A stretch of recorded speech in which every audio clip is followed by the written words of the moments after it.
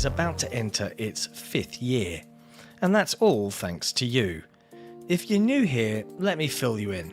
XboxEra is a platform for the Xbox community with best-in-class forums, a kick-ass Discord server, and of course XboxEra.com, chock full of the latest news, reviews and more, all focused on your favourite platform, Xbox. It's every Xbox fan's gateway to the best of XboxEra. Our incredible podcast listened to in over 50 countries across the planet, our own digital store for games and codes, our merch store for the coolest of Xbox threads, and of course Day One, where you can track, rate and discuss your favourite games on Xbox Game Pass. XboxEra is built for you, and it's completely funded by you. If you value having a publication truly focused on your preferred place to play, you can support us directly via Patreon. Just head to patreon.com/XboxEra. You get cool swag and awesome perks, and we get to keep doing what we do. Become a part of the best Xbox community on the internet and help us build the next 5 years of XboxEra. Thank you for your support. Imagine a team of executive producers whose brilliance radiates through everything they touch. With a visionary approach and unparalleled dedication, they transform mere ideas and dreams into a reality that captivates people across the world. Their meticulous attention to detail, combined with an unwavering commitment to excellence, sets them apart as true titans of the XboxEra Patreon. With each new endeavor, they push the boundaries of our creativity and innovation, leaving an indelible mark on the landscape of the XboxEra project. These extraordinary executive producers are the driving force behind some of the most iconic and unforgettable moments in XboxEra, their legacy destined to inspire generations to come. To all our executive producers, we thank you. You are fucking awesome.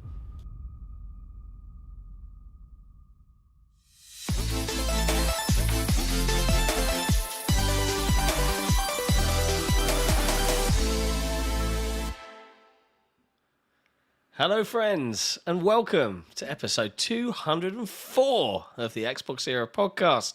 We're here to talk about all the latest in gaming from across the industry, but overall we're focused on your favourite platform, Xbox.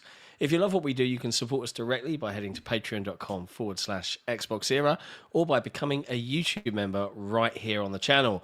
And as always, keep your eyes peeled on XboxEra.com for all the latest and greatest in Xbox news. Man, I'm getting the hang of that now. As always, I am joined by the wonderful, the handsomest, the most annoyingly Greek Australian we could possibly know, Special Nick. What's going on?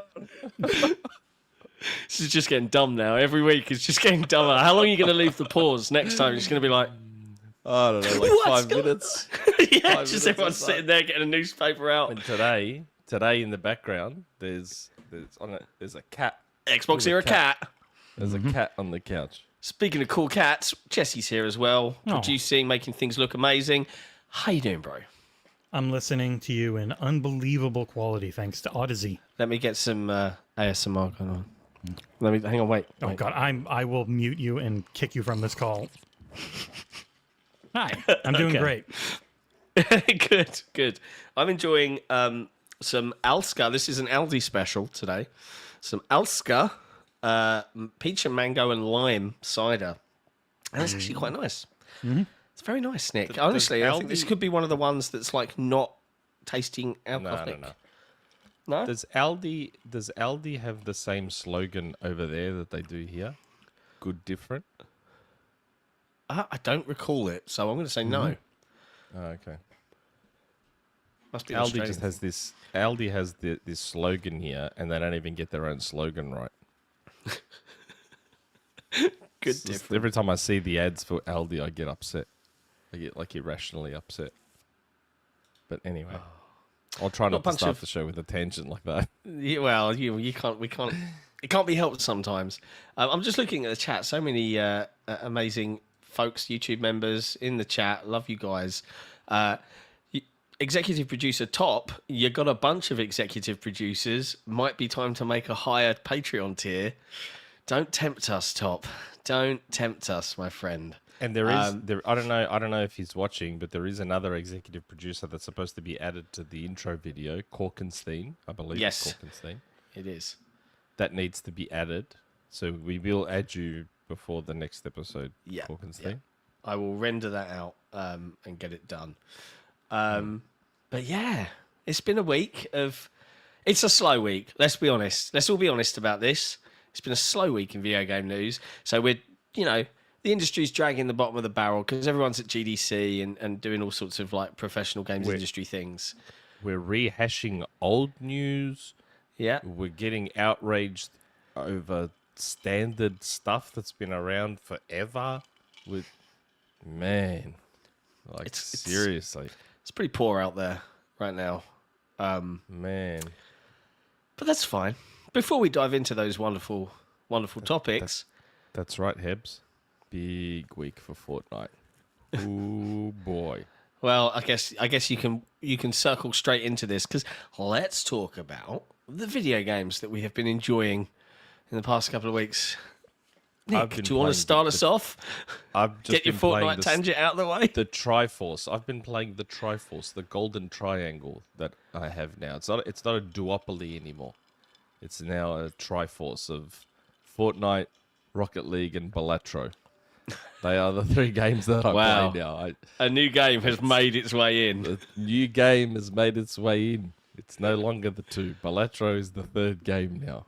So on Switch, I've my save file, my profile on Switch I've just ticked the option to have everything unlocked. But on Xbox, I'm unlocking as I go. But on Switch, I've just chosen to have everything unlocked. Fortnite, continuing the second greatest season of Fortnite ever, the Greek mythology season. Yep. Just unlocked Aphrodite. That's Aphrodite for those who don't speak Greek Orthodox name. if it wasn't obvious what Aphrodite is. So yes, making my way towards Zeus. Man, it's such a good season. Like, I adored the Marvel season with Tony Stark's lab and Doctor Doom's lair and all that shit. But man, this season with Mount Olympus and the underworld and just it's so good. Like, one of the bosses is Hades, another is the Cerberus, Zeus, and Ares. So they're the four bosses. I remember them now. And yeah, it's just it's again easily the second best season since the Marvel season. It's so good. All the new weapons are good. The Icarus wings and the flying, but like the amount of new mechanics they keep adding to Fortnite is just, it's nutso. Didn't I see that they announced that future content is going to be developed straight out of UEFN? So Unreal Engine Fortnite editor.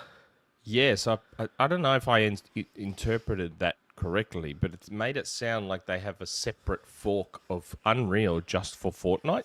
Yeah, that's what it feels like. This dedicated, almost like an engine unto itself, specifically for Fortnite. I'm like, holy shit. Well, they could just...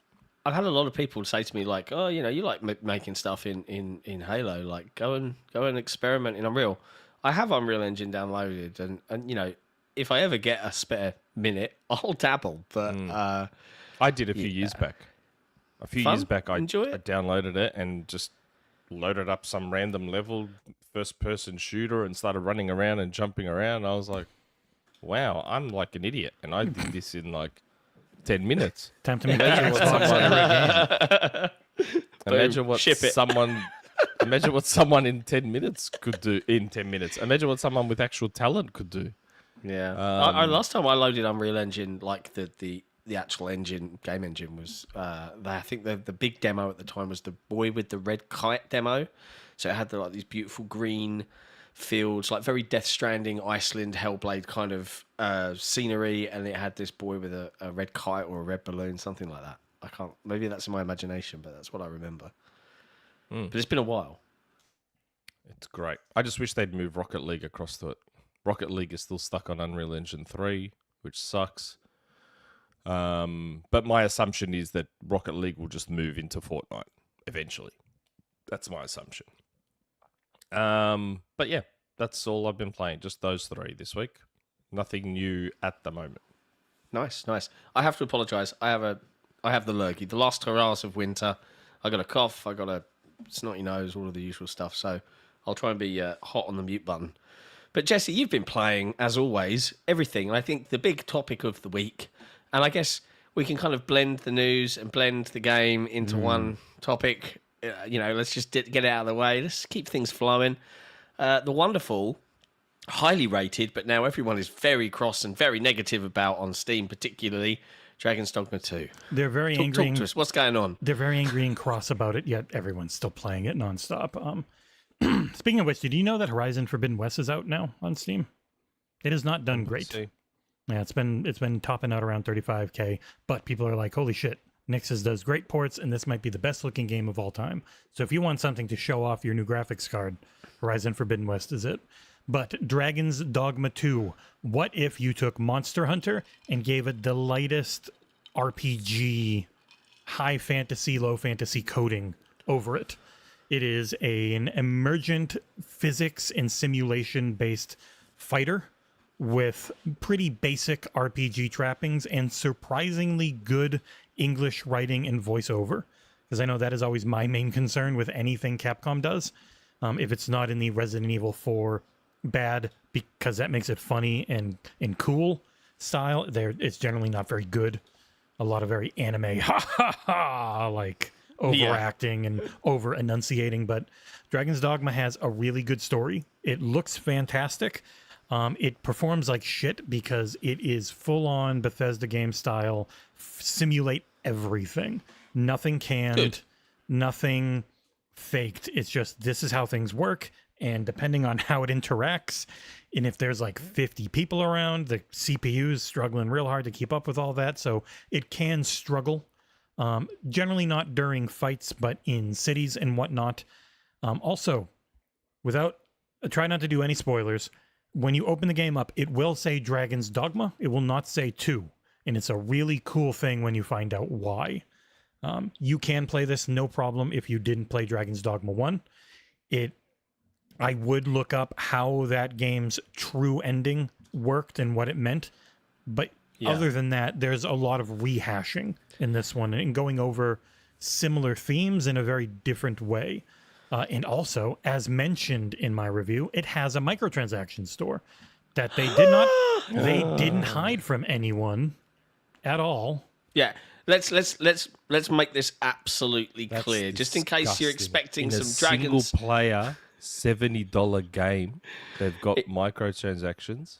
Indeed, right? And in case anyone's expecting any like Dragon's Dogma 2 outrage from us, we want to make this like super clear that this was in the review guide, Jesse. This was like front and center. Here's what this does and what we're doing. A full, you know what? I can pull that up. It's a full page that just shows you everything. There's also a limit on the microtransactions. You cannot really, you can buy them once. They're not a thing you can just keep buying. They are a one-time per account microtransaction. Let me So just like Resident Evil 2 remakes ones.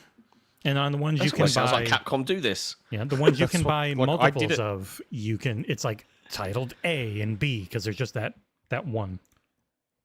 I literally bought almost all the pay-to-win microtransactions for Resident Evil 2 remake. I bought the cool guns, the unlimited ammo. I'm like, yeah, why wouldn't I do this? And that's stuff that can't be unlocked, I don't think, in gameplay, unless I'm wrong. Maybe I'm It's wrong. normally gameplay. So a lot of people thought the main problems were people thought it was hidden, which it wasn't. And Jez explained at Windows Central, they thought the people who wrote it didn't realize, because he didn't want to get spoiled by any review guides or anything. He just didn't, and they didn't know, like his coworkers didn't know there was a paid DLC thing. They updated that. But there's still a thing going around about you have to pay to reroll your character, which isn't true. You can pay to change your appearance, which you can also just do with in-game money. Or you can pay to fast travel more. And it's like, no, the thing up here, the port crystal, isn't a fast travel item you need to fast travel. It's an anchor point that you can fast travel to, and you can also buy those in game for 10,000 gold. Like none of this stuff is DLC only. It was just there was like misinformation or mistaken information around it, and the corrections never get the coverage that the initial fervor during a very slow news week do. So the crazy thing about this is, okay, it's microtransactions in your single player game that don't actually affect the single player game. Don't buy them. And these are all severely limited. You can buy one of most of them. I don't get it. Like even the Rift Crystals, these are what you use to summon in a pawn. You can buy 10,000 in total, which can get you a pawn like 5 levels above you, maybe a little more, like 10 levels above you. Devil May Cry doesn't break the game. Yeah. Devil May Cry, you can literally just pay $2-3 and buy more red orbs to then use in the game to buy more stuff, as opposed to grinding and getting more red orbs in Devil May Cry. I have bought some myself, but like, I don't understand. Capcom has had microtransactions in their single player games for a long time now. Pay to skips. Understand. They are not like it's not basic. People Well, thought they are paid to win as well. They are paid to win. If I'm getting unlimited ammo and a rocket launcher with unlimited ammo in Resident Evil 2 Remake, that's pay to win. Yeah. But it's an option. I don't have to. People were ruin the assuming experience by that doing they that. had core game mechanics hidden behind microtransactions in a full price game, and they don't. And people get very mad on Reddit if you try and say, well, no, actually, there is no, because fast travel isn't really a thing in Dragon's Dogma early on. Like the first half, you have to run everywhere. It's a core part of the game because just you will find so much shit and huge fights and all these things you would miss if you were just bouncing around. It's a core game mechanic is you have to fast travel, or you can take carts and those carts can get attacked. Like it's a big part of everything. But even just getting like back to the game itself and what it is, it really is a big action game with very light RPG elements, but those RPG elements are tough. You get one save and you cannot manually save. So it's not a big RPG. It is an action game. And you get that part interests me. You have one save. It auto saves. You cannot manually save. You cannot delete your character easily. You can on PC, obviously, because you can always just turn off cloud saves and get in. But like they want you to feel locked into choices you make and times you fail. Now there is, say, there was a point I was supposed to defend a leader of a country, and I failed, and she got killed. And that's it. She's gone. Except you're the super-powered character. You have these things called Wakestone shards, of which you can buy 5 on the microtransaction store if you want. But I had like 12 in-game anyways, just from earning them, and I brought her back to life. So, but it is a finite resource. If a whole bunch of people die, you can't bring them all back. And if they do die, it simulates picking their body up, bringing it to the morgue, and then you've got 2 in-game days to get to the morgue. Like, it's incredibly simulation and choice heavy. Like everything, they want everything you do to matter, and to feel impactful, because you can't just save scum and go back, and you can't just skip things and till later on. Save scumming. It's the best. When games are built for it, I'm for it. And this game's not built for it, but they give you other ways to sort of fix mistakes. Because like I let a country's leader die, but I had the Wakestone. I was able to find their corpse and bring them back to life. Wow. And they were freaked out big time. And they were like, okay, shit, I got assassinated. I'm going to hide for a while. And they hid for like 7 in-game days. And then their storyline kept up going. Like everything simulated. So when people say, I'm going to wait for it to be optimized, it's like, with these CPUs and everything, I don't think this game is ever going to run great on console. It's just going to be decent enough. And it's really goddamn fun.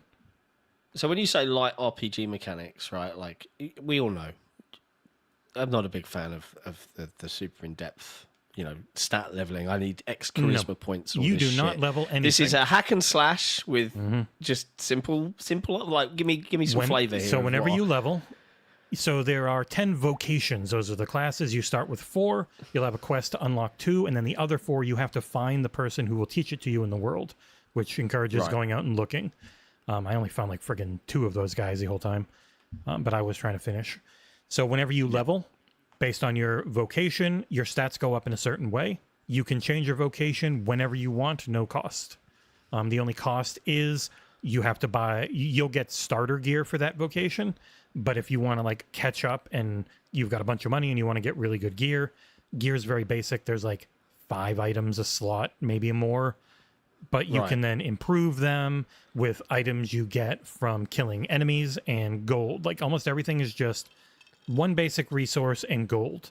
There's not a bunch of things. There's not a ton of different gear to worry about. It really is just... Interest rising. Because I've seen some of the cool fights, right? Because Dragon's Dogma has this really cool clamber mechanic. And Nick, I don't know how much attention you've paid to it, but typical RPG, giant beastie, you're just slashing at it, you know, and you go by its feet and you hit it, right? But you can actually climb on and hold on to a Monster Hunter style, like climb their backs, the griffin will take off and you're like stabbing it in the back. I mean, that looks really good fun to me. Like that's a really unique way of doing big monsters. I thought that was pretty If you smart. were ever into the idea of what Monster Hunter could be, but didn't want that Monster Hunter mission and just straight up level grind mechanic with some of the worst goddamn storytelling and writing ever, but fantastic music. The music in here is still incredibly good. It looks great. Runs really well on PC when you're out in the open world. I was like a locked 120. Runs like shit when you're in a city because everything's simulated. But yeah, it is just this huge go out, have fun, pick little dudes up, toss them off a cliff. Like it's quality of life is very high for an RPG. Like it doesn't make you do the things you're not that into. And it has adaptive difficulty. It doesn't have difficulty levels, so if you are struggling, it just makes everything easier for you. If you're kicking ass, it'll start giving you more hard enemies to keep the challenge up. But like, it never felt that hard either. It's not like it's not a Souls game in any way, shape, or form.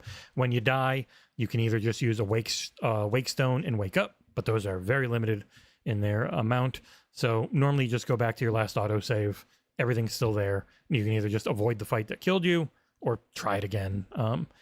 Its main focus is just being really fun, having a very interesting premise and story, and some incredibly cool story moments I wasn't expecting, because I have seen and been through the whole first game, and at first I was like, man, this really does just feel like a remake of the first one.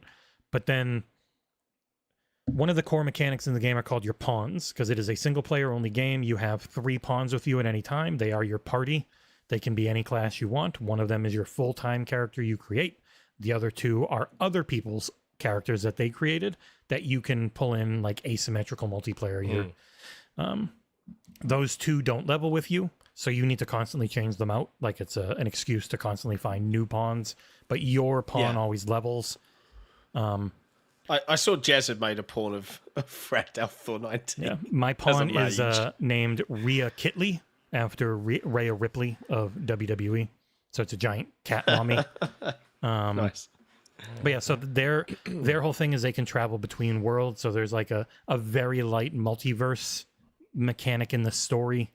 And that comes into play throughout the main campaign in a really cool way. But in the end, it's all window dressing for just an incredibly fun video game. Its focus is just on being super cool and fun all the time, and I greatly appreciated that.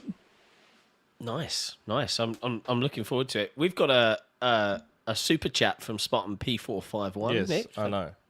I was waiting for all the gaming. And I was queuing you up. Because don't you want to talk about what you've been playing, or have you been playing Dragon's Dogma 2? It will lead me into it. So that's why I thought I'd throw you the segue. Spartan P451, who is a member, used to be what I watch after work. Now it is more like what has XboxEra done today. There is content for every day of the week. Thanks, guys. It's pretty cool. And yeah, because of that, I've got to play a lot of games recently. But yeah, before I get into them, I mean, Jesse, did you have any other big ones you wanted to mention? Like just realizing before I butt in. I had a review that went live for Alone in the Dark. I seem to be on the higher end of that one because it was what I was expecting. It's like a mid-range budget, but very competently made light action horror puzzle game. Jodie Comer and David Harbour star in it. Harbour. They both do full commitment to their roles. Lots of grunts and yells and groaning, and it works well. Very interesting story. You do need to play through it on both sides, which I really don't think a lot of people who reviewed it did. I hope I'm wrong, because I also really don't think a lot of people who reviewed Dragon's Dogma 2 actually played the whole game, because they didn't realize they didn't. Because you can roll credits, and you're like at the halfway point if you think that's the end. Hilarious. But, yeah, Alone in the Dark 2, or Alone in the Dark 2024, the new version, solid. It might not be worth the, I think it was 50 or 60. I don't think it's a full 70. But if you're really into that genre of it being like an incredibly cheap Alan Wake-like, where it's way more focused on puzzles, yeah, I liked it quite a bit. And then the other one was mostly with you.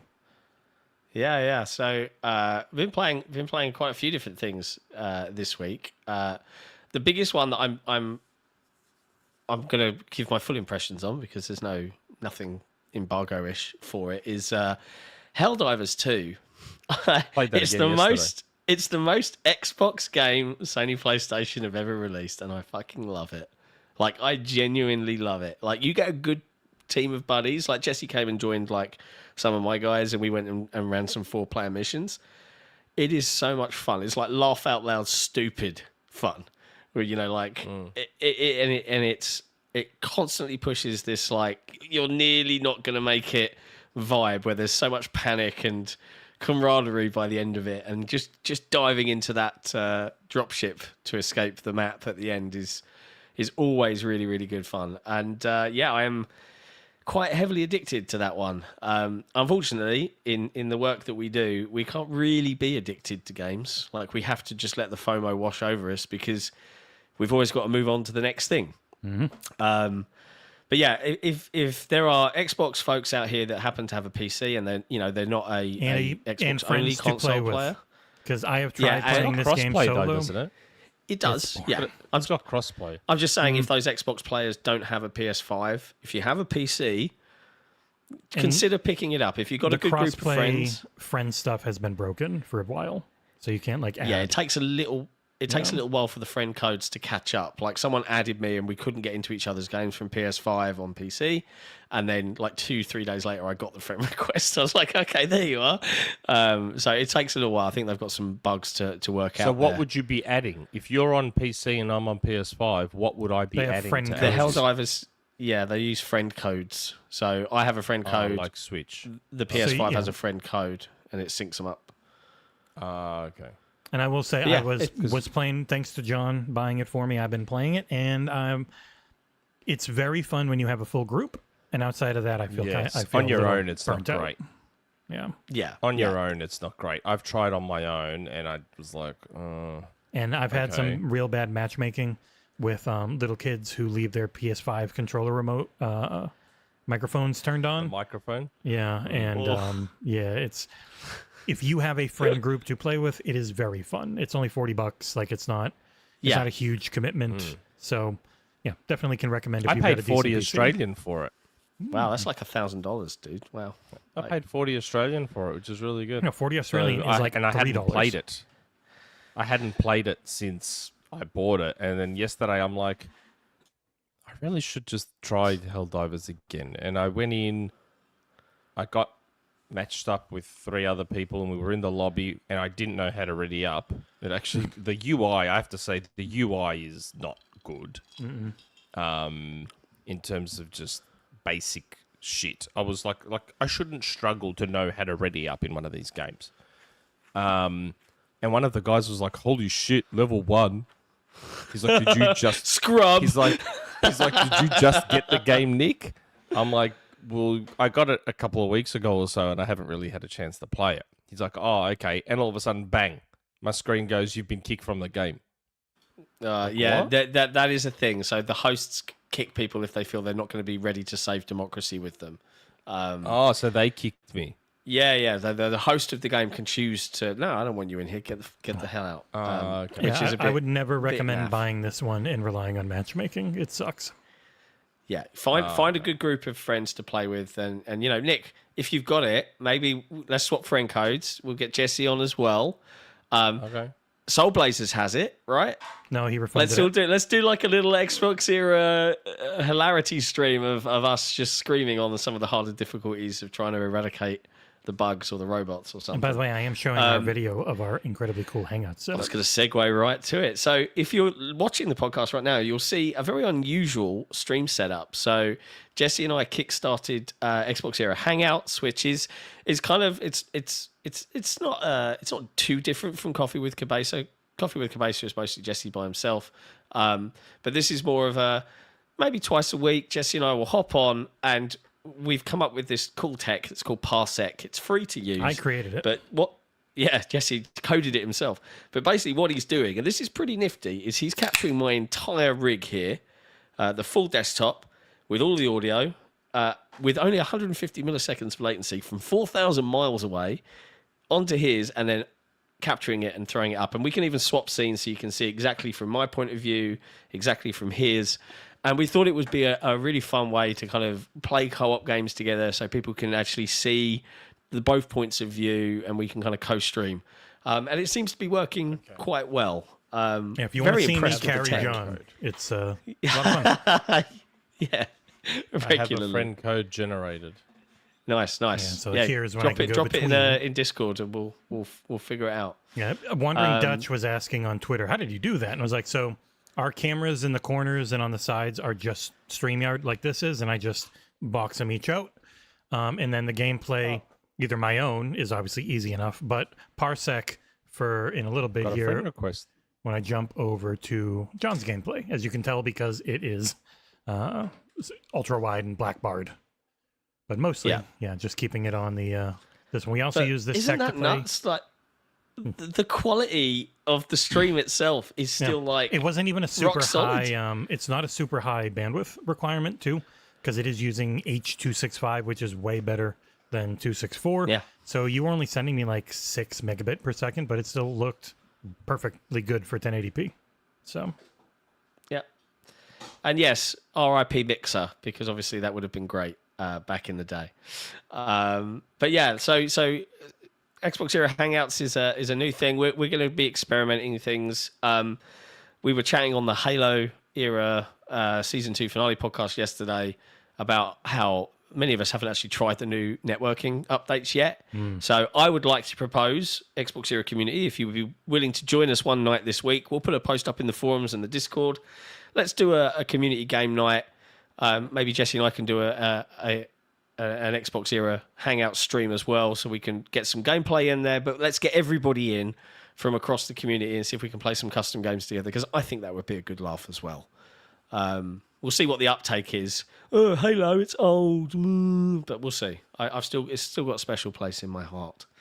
What else? Howard Halibut. Now, Nick, did you watch my Harold Halibut video? Oh, no. I was going to say, I saw the initial trailer for Harold Halibut that had looked like the stop motion animation thing and looked unreal. Indeed, right? It looks unreal. And chat, if you haven't watched the video yet, I put a preview up. And this is what blows my mind, Nick. You're going to like this, right? If you go watch my video, it's 13 minutes long or so. Mm-hmm. Now, the team that developed Harold Halibut, like, they actually reminded me a lot of what we did. So there were a bunch of guys that wanted to go and do a thing. So they went and they started, and they weren't quite sure what they were doing, and they muddled their way through, and they persevered, and they're finally there. They started development in 2010, and now here they are, nearly 14, 15 years later with the game coming out, right? It comes out April 16th. But this was a preview event, but when they got us together for this virtual sit-down, and they did a couple of them, they were like, yeah, we could just demo you some gameplay, but you've had the game for a couple of weeks. We want to tell you how we did it, right? Because that's, as someone who loves game design and loves this industry and loves the creativity from other developers, yeah, I want to know how the hell you did this. Like, this is a unique looking game. How have you made stop motion animation in a game? Like, what? And they went through the whole process, loads of behind the scene footage, everything. And it was an incredible kind of hour and a half presentation from these guys. They gave up their time and shared all of this stuff. They shared it with me afterwards, and I was like, I could write a really boring 4-paragraph preview about Harold Halibut. And you would read it and go, that sounds interesting. You'd look at the screenshots and move on with your lives. But I wanted to do something a little bit better. So I asked them if I could have all of the assets. They shared them with me, including some soundtrack stuff. And I basically retold the story of how they put the game together, full of developer quotes, everything. I am the only outlet, to my knowledge, that has done that. Everyone else has just done a boring 3-4 paragraph preview, and it really bums me out that only 700 odd people have watched that video, because there's a lot of work went into that. So Might be never one of the mind. best looking video games I've ever seen. It is incredible. It is a really, really, it's an achievement for the medium. And we finally get a date. Yeah, Which April 16th. we didn't know until. So you've literally had the game and we're like working on a review with no idea when it's coming out, and then we finally found out during the Future Game Showcase. Yeah. So if you haven't watched that video, go give it a watch. I would appreciate it, because it tells a really cool story and there's loads of really cool quotes. The biggest one being in there that the Game Pass deal that they signed to get Howard Halibut onto the Game Pass, they were like, if we hadn't signed that deal when we signed it, we wouldn't have been able to finish the game. So we're still living in an industry where Game Pass is saving games and bringing them. I think it's more than ever now after what we've been hearing at GDC about publishing deals and how hard they're going to get. Game Pass deals. They don't. Microsoft doesn't just give out pocket change for Game Pass deals. It's not just pocket change, man. They bully poor developers and publishers into forcing their games to lose money. It's pretty good. It's decent money, like depending on the developer, of course. Like, maybe EA doesn't think it's like the greatest amount of money on earth, but for indie devs, don't worry, man. It's decent money. Trav in the chat. John's preview was rather well done for someone with no journalism schooling. It's funny though, while we're talking about unique looking indie games, and I haven't prepared Jesse here, so he's not going to have footage. But there's a game that I know Twitter has turned to shit lately, but like there's brief moments where it works properly and things still operate the way they're meant to. And a game came across my For You tab. Oh, this is the hand-drawn one, isn't it? Oh my god. I've seen this on Twitter, yeah. I saw this game and I'm like, what the fuck, and how is he doing this? So the game is called Ruffy and the Riverside. And I saw this and quote tweeted it and I was like, oh my god, this looks unbelievable. And the developer started following me. And so I followed them back. And I said, hey, want to jump on the show? Talk about the game? Oh, another one. He's like, yeah. He's like, yeah, I'll jump on. So I'm going to organize, because, man, I need to know how he's done that. Like, that is all, just 100% hand-drawn. Just all of it. Do it for 1v1. Like, I think, like, because that's the opportunity to go in depth with it. Like, that's the show. So, as a heads up to patrons and the rest of you, I suppose, because it is going to affect you as well. Another one of the new pieces of content we've been banding around is 1v1, which is kind of like an interview show, right? So, it's just one of us and the subjects that we're speaking to. And predominantly because, like, as an example, I wouldn't interview anyone with, like, huge Nintendo affiliations because I don't really play Nintendo games. But Nick would be perfect for that. I wouldn't interview someone that's massively, like, doing something to do with RPGs. But Jesse would probably know quite a lot in that realm. But that kind of thing, and we'd make them exclusive to our patrons for 2 weeks, and then we'd make it available to everybody else. But, like, getting that kind of conversation going where you can really focus with them and just talk about the story without having to worry about a live audience or being entertaining or blah, blah, blah, blah, blah. I think that's... No, I know. I get that. But I like from when we first started doing this, I've liked pushing indies. They're my favourite episodes, interviewing devs. Like, I've liked, Thomas Sala. How many times did we have Thomas Sala on? And we were pushing Falconeer, and then we had Johnny Galvatron, and then we had... Like, I like doing that, and I like talking to those devs. You're not wrong. It's really good fun. I understand the 1v1 thing, but I feel like something like that, I want more people to see that game. It looks unbelievable. And I don't know if that's now given Jesse the time to put up footage. He Maybe has. It hasn't. He's know, putting he footage has. up. Like, look at that, man. It's so cool, isn't it? That's unbelievable. That's all. Oh, my God. I saw that on Twitter, and I'm like, holy shit. From the Xbox era side of things, those interview episodes are very fun, but they don't always do the best. And we do need more Patreon content, so that's why I really like to push them. No, I know. Because it'll go to patrons for 2 to 4 weeks early, then it goes to everyone on the channel. Like it's still going to be in everyone's face, and it gets to be longer. There can be actual editing. There can be more. But I like quality. having the devs on. Look how And fun also- it was when we had Bart on, and Bart was doing the name a game. I would say it really depends on the dev.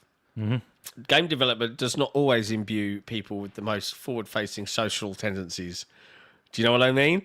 Like, there's nothing worse than someone who's perfectly lovely, but you're like grinding to get them to liven up a little bit. You know, like it's a hard thing. Yeah, I know, but this game just looks unbelievable. When's it due out? That's. Is it all platforms? Is it everything? Is it? Do you know? I think at the moment it's just Steam. I think. Oh, okay. So It looks 1v1. very cool, though. Yeah. It's just it looks. Also, I looks would say unbelievable. it's way easier to interview people if we don't have to have them waste their Saturday night with us. A lot easier to get them. That's the other key Yeah. thing is, and especially with 1v1s, we can focus on the different time zones and pull in across the world and suit everybody. So it could work quite well to our favour. But yeah, like going all the way back to that super chat, the nutshell is, yeah, there's a lot of content nowadays because we are pushing hard to be the best outlet out there. And you guys are making it happen. So like, mad props to all of the patrons, YouTube members. Switch as well. Yes, thank you, Drake Williams. Definitely it's also coming 1v1. to Switch as well. But yeah. So good. What else? Also been playing Balatro a lot because it's an incredible game. And God, I can't wait for that to come to iOS. Oh, I'm man. I'm terrified of it coming to mobile. I No. can't wait for that No. to come to iOS. No. Oh, man. Oh, I've got 5 minutes. Like the Holy hemorrhoids shit. cases are just going to be rocketing up across the globe. People just like forgetting that that they're on the perfect- toilet.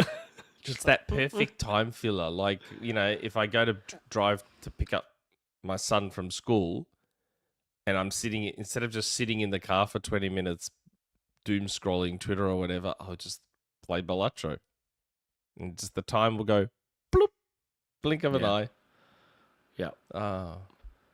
I might regret this, and I haven't run this past you guys, but I'm going to ask the question anyway. I'm going to do it right now.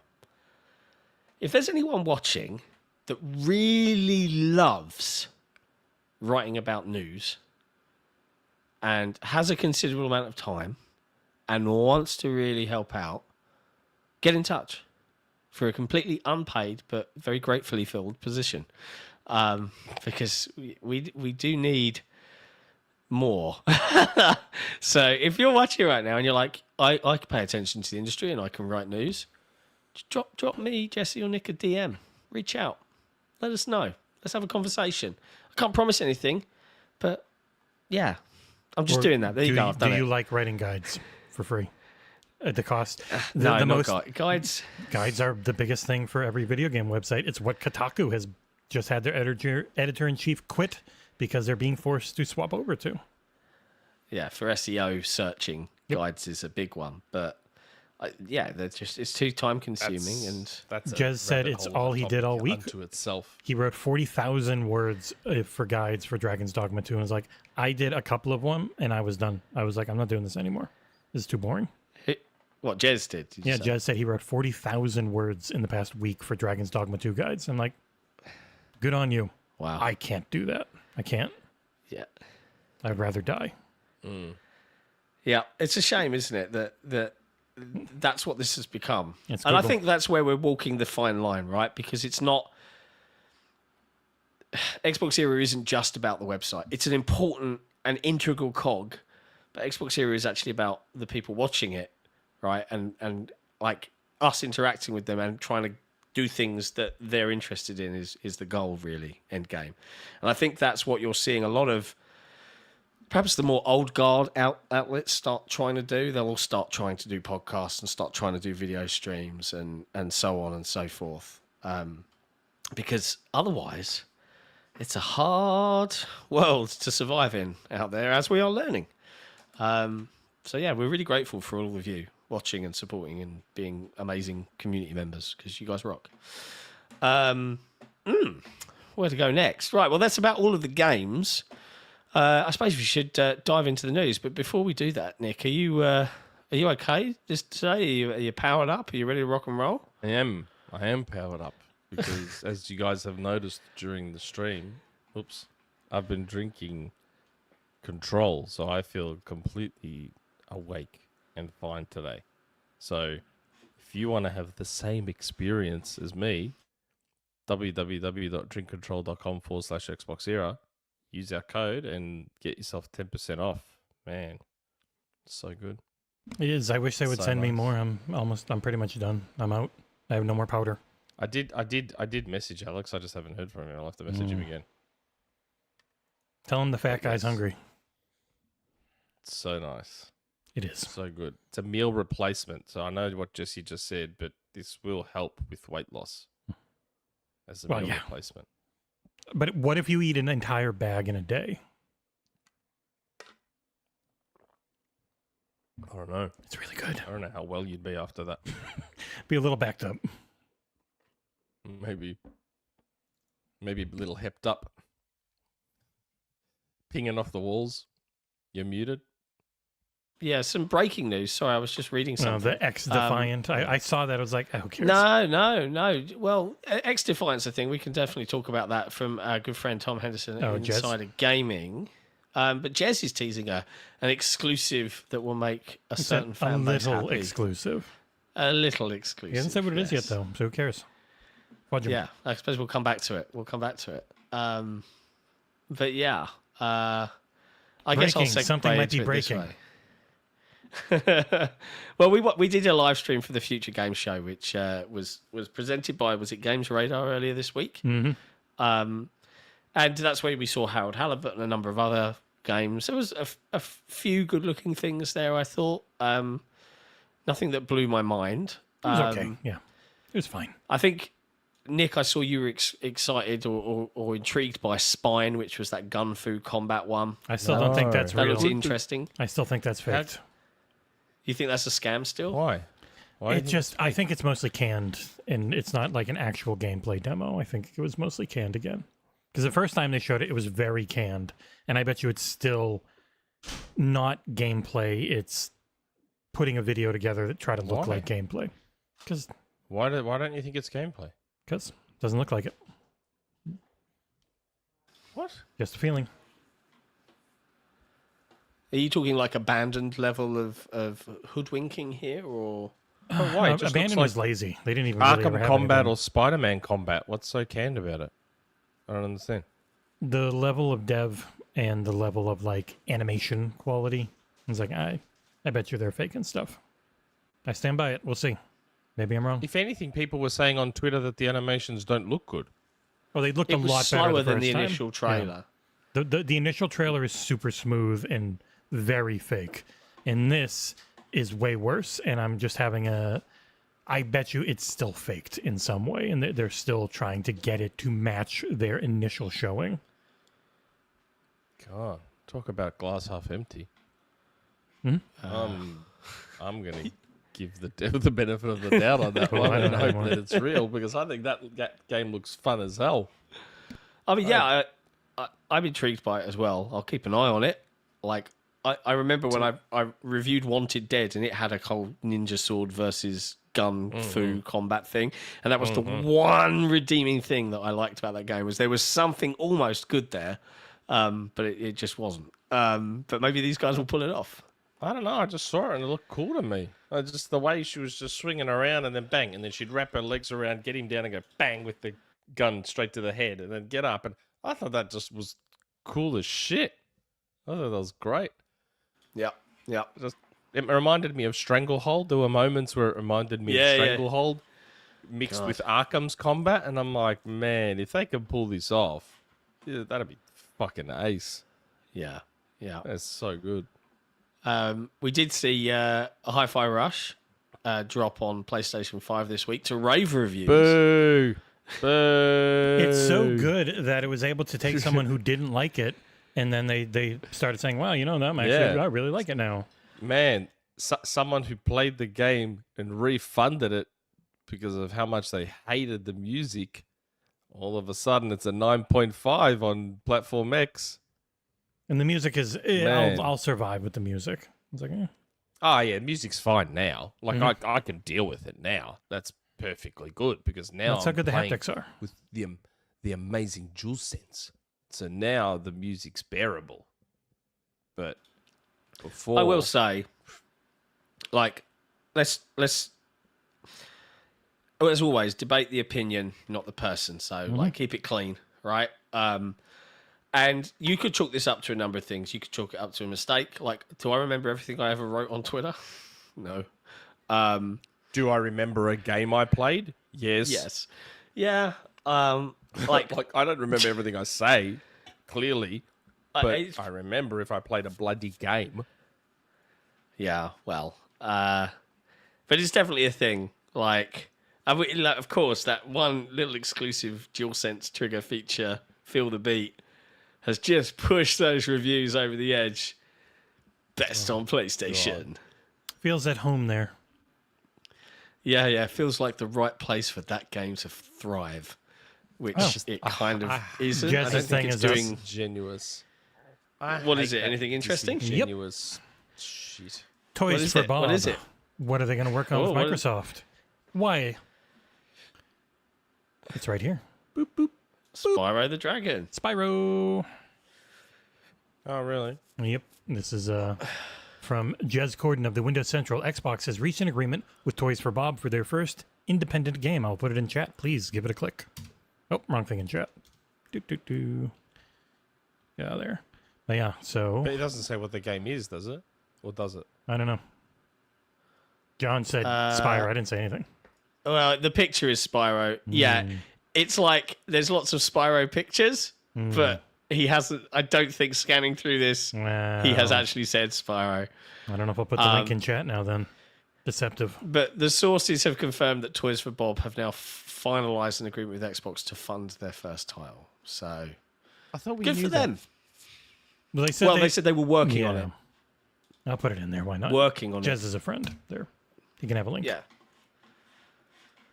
A game. So, I thought when they announced their independence, they said they were going to work with. They Microsoft. said they were looking forward to working with them in the future, but nothing like confirmed. But nothing signed. Yeah. Like we are looking to sign an agreement, but now it looks like that's actually happened according to Jez. So.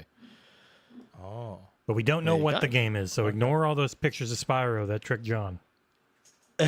Well, I would almost say that maybe that's a hint. I don't know. It doesn't say. It doesn't say. It just says that they're funding their next title. So, but good for Toys for Bob. You know, They didn't get shut down. Happy times. Better than being closed or sacked or any of those things. Which is nice. Okay. So yeah. What else? A bit of housekeeping. Please hit that like button. We love it when you do. If you don't want to hit it, maybe just caress it until you've just slightly put some pressure on it to activate it. You know, it helps us out. And also, if you're really interested in some cool merch like this, the merch store is available on XboxEra.com. It always has been, and right we're now. so bad about promoting it. Well, this is what I'm trying to change those things, man. I'm just disappointed in you a little a little. bit more. If you still love Xbox like we do, despite allegations, also buy merch that supports Xbox IP. Oh, like Doom. Oh, it is an Xbox. There's our IP. merch store. It is. We also have a store where you can stock back up on your Game Pass Ultimate and maybe get some in-game currencies and whatnot. They're both in chat. There's also day1.xboxera.com, which I just spent a lot of time yesterday updating again, getting all our reviews and everything, because they keep adding in so many more games. I know. We have to catch back up. It's pretty nifty. I was trying to segue it into the first news. Well, you would do, failed. but I have one more piece of housekeeping to do, and then I will segue in. Because I believe it's official as of an hour from now.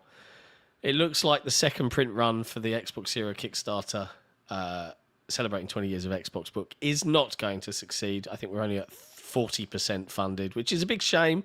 So all of those guys that wanted it and backed it, it's an all or nothing scenario, I'm afraid. So you don't have to spend any money anymore, but we're not going to be able to get our publisher to reprint a whole bunch of books. Officially unsuccessful. Yeah, right there. It's a bit of a bummer. So we're sorry. We tried, but we get it. We were very honest about how much it actually costs to ship this stuff, including the packaging, including the wrap and the insurance and all of that stuff. It costs a lot of money. And unfortunately, that is just too much of a pill to swallow for folks. And I get it, right? I really get it. But yeah, so we're still going to do the 360 book. We also have something else that we're working on. Or I should say we. I am making Free Drag work on with me at some point in the future. I don't know if it's going to be a Kickstarter or not. We'll see.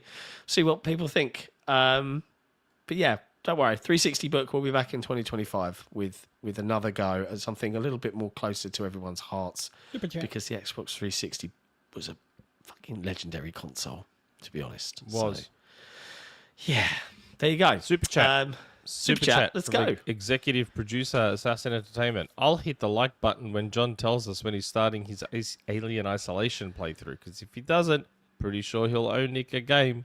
That's true. When are you doing your challenge though, Nick? You just pointedly refused to do your challenge, right? So no, does that mean you Golden also... Was that your challenge? Was that your challenge? Oh, to get the 1,000 out of 1,000 in GoldenEye. No. I'll do it. I need to get off my ass and do a bit of self-boosting. Fair. You know what's cool with my Parsec, son's not going John? to play GoldenEye. I can just host your stream with Parsec. Well, here's the thing. The reason I haven't started it yet is because I have Alien Isolation on Xbox. But I got the setup in platinum here on PS4. Have you? Alien Isolation. I got the platinum for it. Man. That's how much I love that game. Well, yeah. I'm still terrified to play it. But I have it. I own it, right? But in order to play it on the Xbox, which is in front of me here, but stream it, it plays on here. So I'd be in this weird world where I'd be capturing it through an Elgato capture card and kind of I feel like that would be a weird experience with my back to you guys. So I was hoping for a Steam sale because it's 35 quid still on Steam and I don't really want to pay that kind of money. So it is I'm just on waiting the for a Windows Steam Store sale. from when it was on Game Pass, but it's not anymore. It's $40. And it's not Play Anywhere, right? Nope. Yeah, so it's You a gotta shame find a because cheat they were code. normally really good. Well, it was Yeah, it was well, mate. before they started really going all in. Yeah. So I will start it and I will find a solution, even if it means fiddling around with cables and just plugging it in here onto this. Yeah, if you get one Screen long and then- HDMI cable, Yeah. then I actually don't know how you could send that to me. We could figure it out. 4,000-mile long HDMI cable under the bottom Well, of just to the get ocean. your Xbox into Parsec. Yeah, I mean I don't mind just buying a Steam copy and playing it on Steam. Like I think as long as I've completed the game, Yeah, just that would be wish enough list for it on folks. Steam, and they will let you know when it goes on sale. Oh, okay. Good to know. Good to know. Yeah, there you go. Okay, let's talk about some news. More news after those other bits of news. Game Pass drop this week was rather fucking great, wasn't it? Play Evil West. Yeah, I've downloaded it, bro. I'm ready to rock and roll on that. I want to give Such it a a go. good game. I've heard it's like a proper 360 old It school is. feeling. It's just that it is a what would have been a AAA game in the 360 PS3 era. Yeah. That is what it is. Man, it's so good. It's just, it is legitimately great. Evil West, I love it. Haven't finished it yet, but I love it. I don't finish games though. Yeah, you're like many of us, I feel. Yeah, like most reviewers. I don't finish games. Yeah. Hey yo. Hey, What else? The Quarry is coming, cloud and console. It's already out now. It's available to play. March 20th is when it dropped. Evil West was on March 21st. Terra Invicta is coming to game preview on PC on March 26th. Hot Wheels Unleashed 2 coming out on March 28th. Open Roads from Annapurna coming on March 28th. I'm going to see if I can get a review code for that and try and smash something out this week. Ain't got long. It's the 23rd Oh, yeah, already. we're on the list for Open Roads already.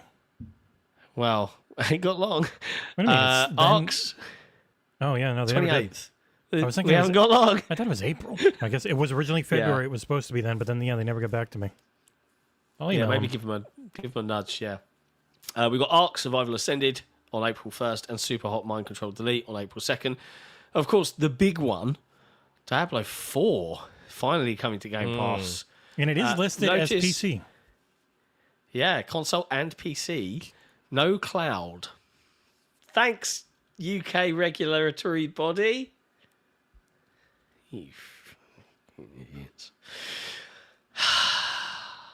But yeah, anyone here that hasn't played Diablo 4 that's going to be picking up, chat, let us know. Are you I don't know, excited? probably picking it up. I haven't beat Diablo 3.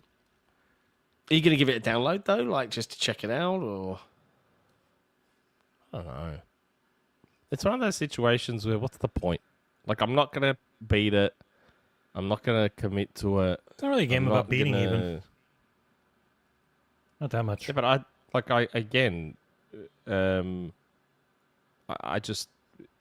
still have Diablo 3 just sitting there on my PS4.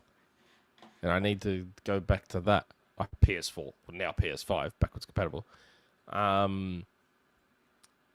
yeah, I don't know. I'll see. So Diablo 4's big thing is they're getting Fire Monkeys in the chat. Yeah, Diablo I 4 actually is get to try out Diablo 4 because of Game I put it down Pass. at the bottom. See? New season for Diablo 4 looks awesome. But it's yeah, not I thought something it's like virtually changing the game. But it's not really something that would change it for people just starting. It changes the end game a lot in the seasonal stuff a lot. It does change stuff for the main campaign, but Diablo 4 is very much you've got this big anywhere between 50 to 150 hour main campaign, depending on if you want to go clear the whole map the first time. And then from that point on, the replayability comes in the seasonal content where you remake a new character every season with a new theme and a new way everything goes. And season 5 looks very cool with a lot of in-depth changes that won't make a lot of sense if you don't know the game very well, but it's a lot of fan requested shit and really good quality of life changes and repeatable content like the Nephilim rifts, because the best part of Diablo 3 by far when it was its biggest was when they put the Nephilim rifts in, which were these procedurally generated things you could just grind forever to get better loot. And they're finally bringing that type of thing back. Thank you. Nice. It's the Destiny 2 from Destiny 1 thing. Or Division 2 from Division 1, or most sequels. Let's remember what actually made the last one good and start putting all that stuff back in. Yeah, go figure. But yeah, cool. Like, it's coming to Game Pass. People will be happy. Nick, is there a rumour mill today? I did ask. This morning, and I actually did ask if I could go with a certain Fortnite one. I did wonder because there's an iFiremonkey in the chat. No, so I didn't say anything to iFiremonkey. I think he actually legitimately watches our show every now and again. Very kind of you. He doesn't just appear. He doesn't just appear if there's going to be a Fortnite Rumour Mill. He actually does legitimately sometimes watch our show, which I'm very appreciative of. But I lurk every now and then. I'm not a full boogeyman, I swear. Is what a Firemonkey says. Yeah. So I don't know. I was tossing up whether to go with it or not. It's probably one of those ones where I'll hold off on mentioning it, and then all of a sudden these characters will appear in Fortnite, and I'll be like, oh, I probably should have said something. I might let it go for this week. I don't know. Like, it comes from my same Fortnite source, so I have no reason to doubt it. It's just, I don't know. It's a weird one that I'm like, would they really... Like, I know they put everything in Fortnite. I just wasn't sure if they'd put this in Fortnite. Well, maybe give it a bit, see if some other ones that have been leaked by you come to pass and go from there. Because I presume there's an order to these things, right? I have no idea. Epic Yeah. just does whatever. Epic just does absolutely whatever the hell they want. Speaking Whatever. of Epic, thanks for the segue. Oh, super sticker. Whoa. God Yeah. damn, Lotus Esprit. Lotus Esprit with a $50 super sticker. If I was a certain other streamer, I'd be taking my clothes off right now. What the hell? Okay. Wow. And it's just a sticker? You don't even want us to say anything? Yeah, I know. There, I It's can just show a it. sticker There you with go. a Sticker. hippo. It's a sticker with a hippo that falls. What the- back It's a in his transforming chair and hippo. becomes a transformer. Damn. Yeah. Just drops it. Dude, It's pretty good. what a yeah. legend. Some take that- streamers take their clothes off for $50. Yeah. Please don't. Why? I Gives people something nice to look We'll at. get demonetized, and that money just goes to YouTube.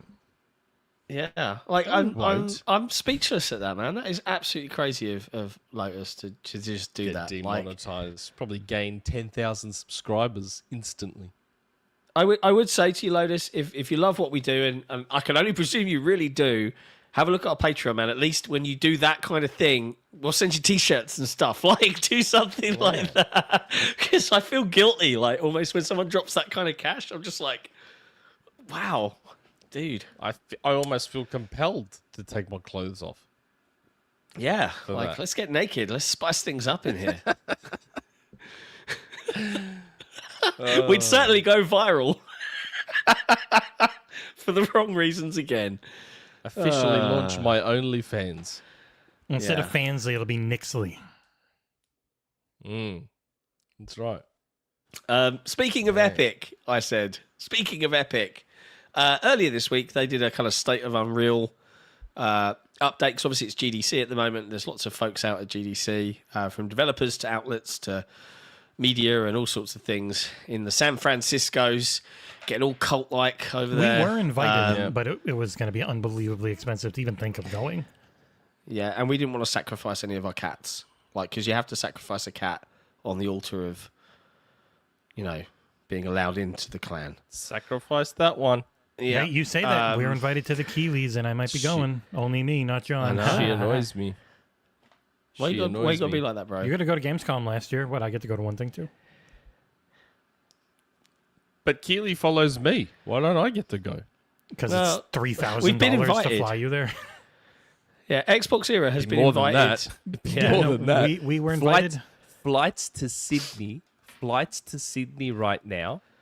We've seen them as expensive as $1,000 one way to Sydney. It's a 1 hour flight.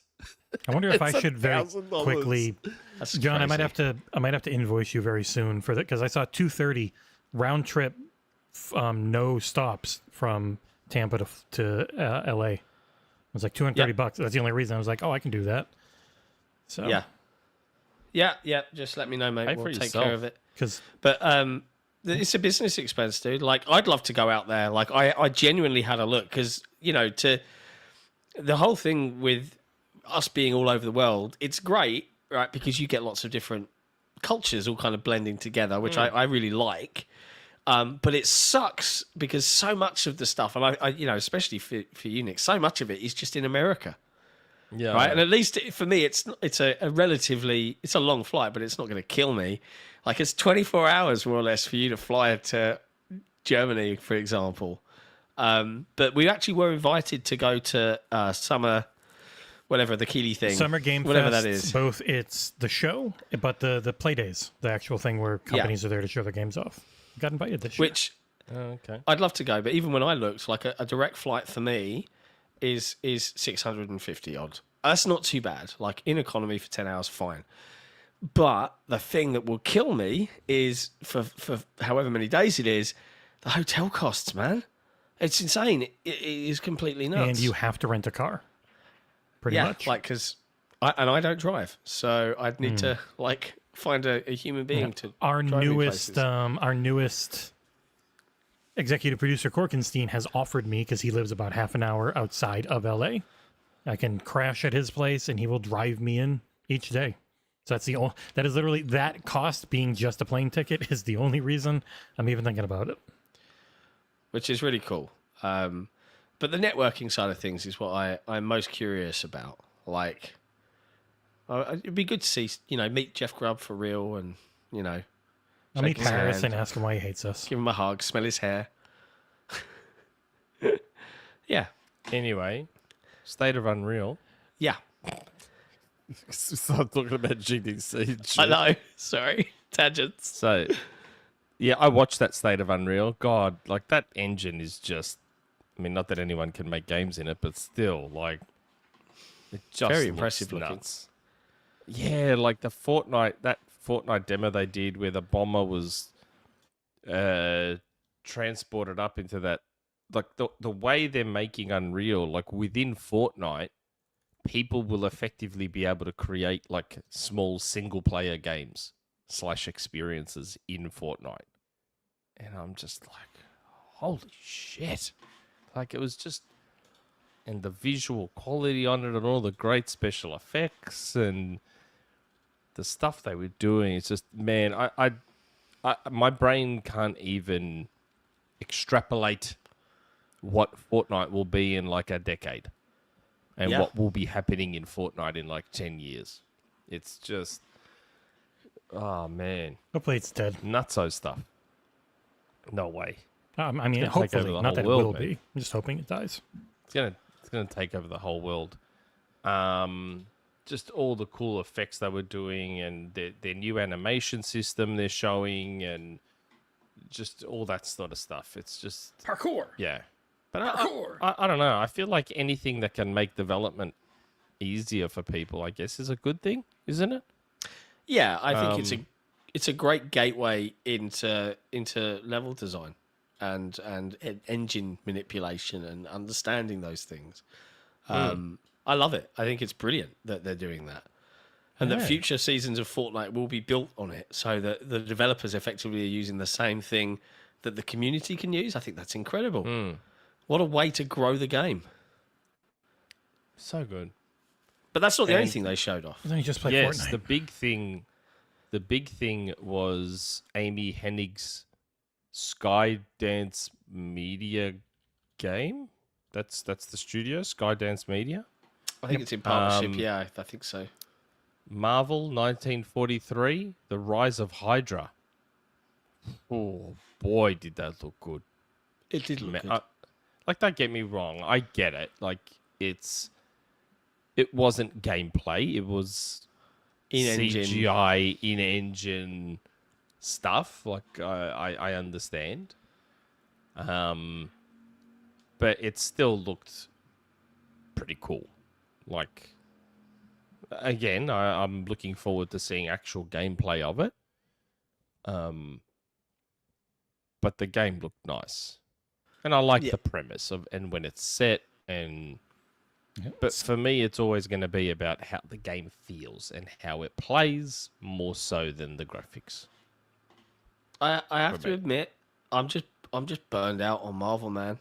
Like I am so I don't it's really hard to get excited. Like the games and the shows and movies are very disconnected. Like that's the way it's always been. Like as far as Marvel, I know, like and the it's going to be like a characters different and a universe. thing. Yeah, like this is its own thing because there's also a Black Panther game with EA. Like I don't feel burnt out. It's like I wouldn't feel burnt out on most IP if the thing that's using it is good. So I do get the trying to keep up with the MCU became very burning, but this isn't that. Yeah. So I don't feel the same. No, yeah, I connect suppose that's to it. true. Yeah. If I this guess I'm just worried it's going to be another one of those kinds of games. Do you know what I mean? It's a new publisher and a new development studio made for this game, essentially by her.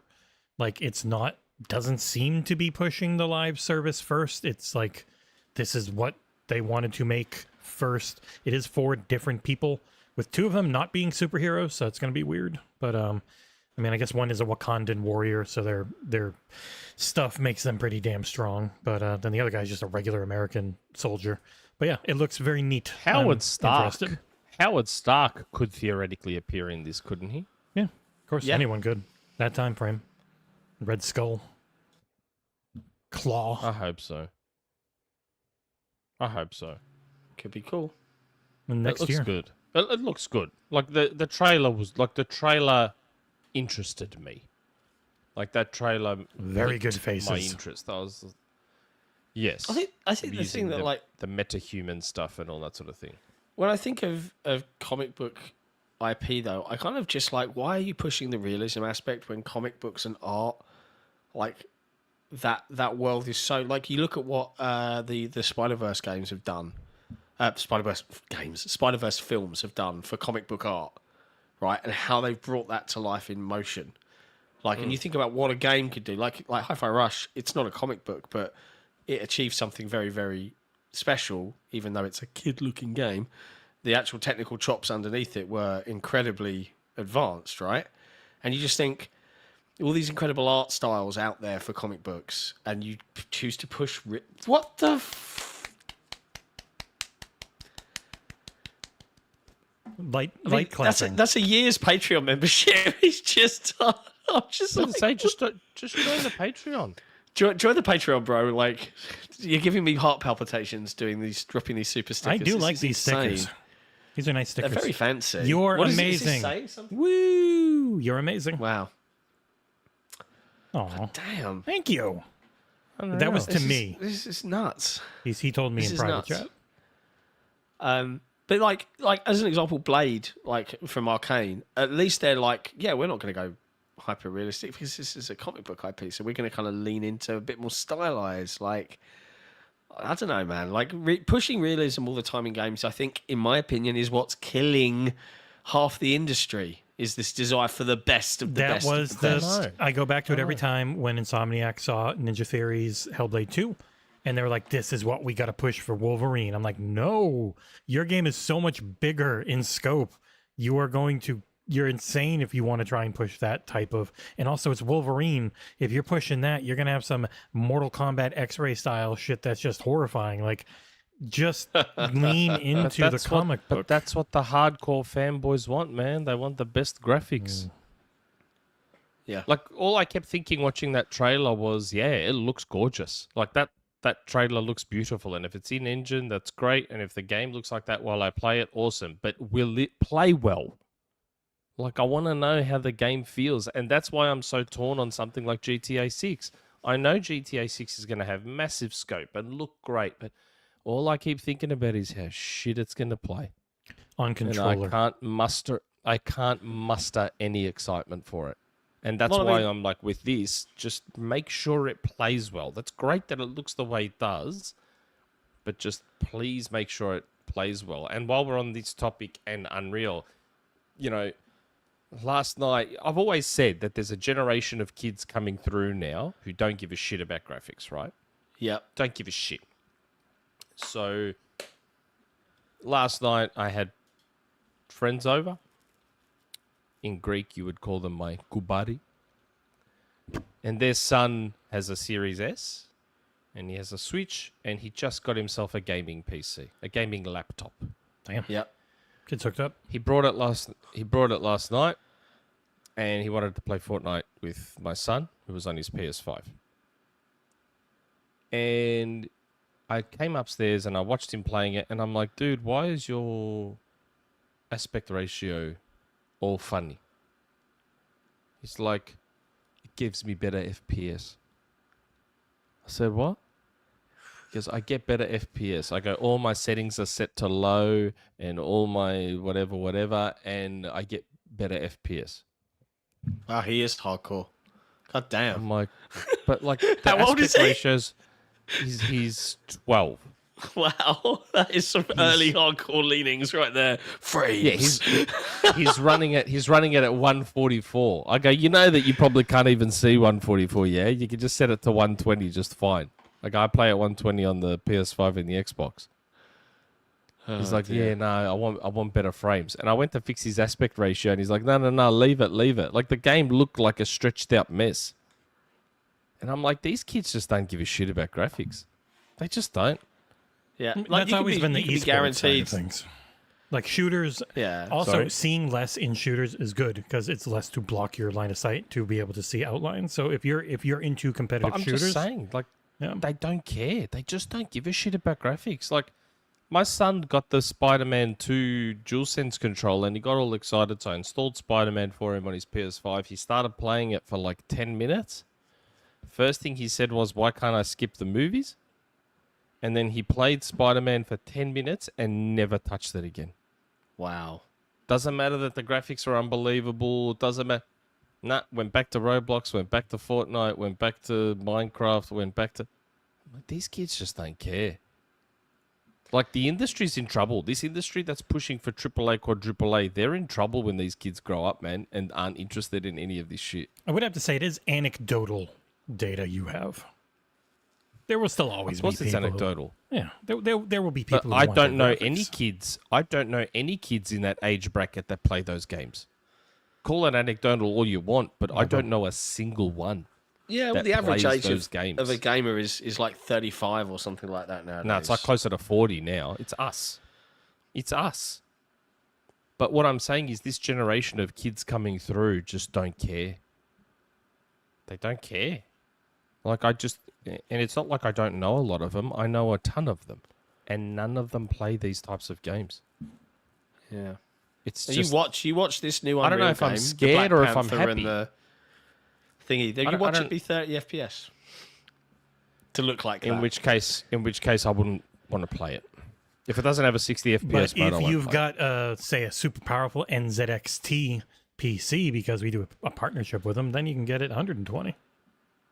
Maybe, or if they release the Mac version. And it actually plays really well. Good luck. Red Dead Redemption 2 is some of my favorite gameplay ever on mouse and keyboard, and I straight up don't like it on controller, on console. That the amount of input latency on console is infinitely higher than what you get on PC, and it really just feels built for mouse and keyboard. So if GTA 6 is similar, I'll just be PC. Yeah. Like, when Hellblade 2 drops later on this at 24 year, FPS. It's 2 months away, right? And it comes out and it's 20 to 30 FPS on Series X, Series S. Surely it'll have a 60 mode. No, it won't, mate. Look at it. It's not going to have a 60 mode, right? It's plain. More XboxEra memberships are available in the chat. Lotus Esprit got one. Nabbed one. Yeah. Good. Oh, I'm glad he's got something aside from paying for our ugly mugs. I want to play Hellblade, but I don't want to play it. Like, I played Hellblade 1 at 60. Yeah, right. So this is what's interesting, and I'm particularly intrigued by Hellblade because if it comes out, obviously, from a review perspective, I'm going to play on both, but I'm also going to play on PC. Now, when they showed off the last boatload of footage, it was all in that black bar resolution, right? Which is 21:9, by the way. So I'm wondering, for me on PC, when I'm rendering the game, that's going to be the full view for me, and I won't have any black bars on because PC. that's You can just say whatever you want. I'm sure resolution. So it's definitely. I'm going to include, like, when it comes to review time, I'll try and include footage for everything and like try and show a breadth of everything. But yeah, like when it comes to actually enjoying it, of course I'm going to go for the frames. Like, I'm going to push that thing to the hilt. And I get it. I get that Hellblade 2 is not a game that needs to be 60. But I can't do 30 anymore. I can't do it anymore. I think it's perfectly playable once you start. Like, I switch between Starfield. Almost anything is playable. I used to play on Nintendo 64. Anything is playable if you're willing to go to that level. My thing is, like, I've become so accustomed to 120 now because all I play is Rocket League and Fortnite. So I've become so accustomed to 120 that it feels 30 like is mud. Just... It is But to use your own anecdotal evidence against you, As much as these kids don't care about graphics anymore, we've had many conversations about kids playing Roblox of games stuttering around at 12 FPS, and they're fine with that too. So, like, But I'm not saying kids care. I didn't say kids care about performance. I said just kids said they don't care about graphics. Yeah, that's right. They also So how'd you don't use it care against me hugely then? about performance either, because they're happy to Yeah. play a game that not only looks bad but runs at 12 FPS. They Yeah. just want to play games. They always don't- play janky shit. All like that's what kids play now. A lot of janky shit. Like, and they play Goat Sim, and they play. It's just Streamer life. yeah. It's just again, I don't know whether to be kind of happy about it or scared about it. Like a part Yo. of me is scared because the industry is still chasing all this shit, but then a part of me is happy because eventually we'll break that cycle and we won't have everyone chasing the AAA, gotta look the greatest, gotta have the best of everything shit. Hold the phone. What? I just got a DM. It feels weird saying that. Here we go. Assassin Entertainment. Now, I know he did a super chat earlier on about he'll hit the like button when yes, John yes, tells yes. us He he's said he'd starting his DM. Alien location playthrough, because if he doesn't... K Asante has just DM'd me on Twitter and has just dropped me a Steam code for Alien Isolation. Oh, there wow, you go. really? So I guess that'll start this coming week. Kay, my man, thank you so much. And super hype, because I don't know if you've told anyone, Kay, but I look forward to seeing you in real life later on this year, because we're going to a little event. It's going to be the whole gang. You too, Nick. You'll be there too. It's all going to be fun. Where? Gamescom, baby. I'll try. I still need money. Yeah, no, the I business still need is money the to travel overseas. The business is doing it with our I don't think community the in business hand. will be able to pay for an Australian to fly to Germany. We're going to have to somehow. If you had been in all the meetings, you would know about it. Yeah, Super chat. we're going to take care of it. We're going to take care of it, mate. You just need Two to make sure super you're chats. available. Oh God, this Availability episode is is not the going problem. crazy. Availability is not the problem for me. Money's the problem for me. Well, Hush Al Ghul. Anything is playable, yet all cinematics are skippable. Yeah. Nick's mantra. Get it on a t-shirt, bro. Yeah. Senor Bin. Kids play on mobile, and if they decide to turn into gamers trademark, they go to PC. Yeah, a lot of them are starting to get into Well, PCs. the 'cause streamers- all their favorite yeah. streamers Streamers play really on lead the way. PC. So they're all, yeah, they watch their favorite streamers and they just play on Well, PC. They're starting to the play kids on PC whose more and more parents now. can buy them a PC go to PC. Yes, yes. Well, this kid that was here last night, he didn't buy the gaming PC. It was his parents. It was an MSI gaming laptop. I ripped it out and opened it up. He's like, he's going to me. It's got a 3060 in it, Wow. and it's got this, and That's it's pretty got good. that. I'm No, like, it's a mobile okay. 3060. It's like, it's dog shit. Yes. It's real bad. I feel bad for that kid. Get good, scrub. It's a gaming laptop. No, What do you it's- want? It's Like- NVIDIA's naming conventions on their mobile stuff. Like, you can have 4 of the same 3070 cards, and they all perform wildly differently because they're full of shit with their marketing. Yeah. But Brit that's what knows. he's saying to me. Mobile GPUs, like It's got a... a 3060 is equivalent to like if a 3040 existed for the regular cards. It's bad. Oh, okay. As long as he can run Fortnite at 1080 60. Yeah, I can do that. Fine. That's as long as I get 1080 60 on something, I'm okay. I'm golden. Then he's stuck playing Fortnite. 60 is like 60 is the minimum. As long as I'm at 60, I'm okay.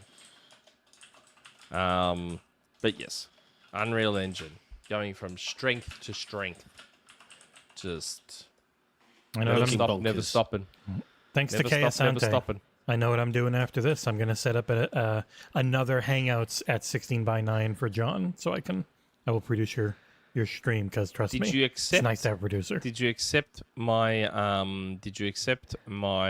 Helldivers 2? Well, friend I'd have request? to load Helldivers 2 on here, which I wasn't going to do while we were playing this. But yes, I've got it in Discord, so I will add you back, or I'll give you mine, and then we can add each other when I'm next in. Nah, there. I'm just chop liver. Does it create different ones? Do you create different ones all the time? No, Oh, it's a dedicated friend code for you. Mm-hmm. Oh, okay. Send it to me. Another super chat. Jason with super chat. Nick is free for Gamescom this year. Lol. Collingwood won't be in the finals. That's 100% true. We will not be playing finals this year. So although August is still the main season, Jason, but our season's already over. So Yeah, you won't be paying fine. attention. How come It's they're like, so I bad won't this give year? a shit by then. I don't know. I think they're just content with having won the premiership last year, and rather than have that desire to go again and become a dynasty team, they're like, one and done's okay. Maybe they're all PlayStation fans. Actually, they are. A few of them stream. A few of the Collingwood players stream, and they play on PS5. It's like, losers. But anyway.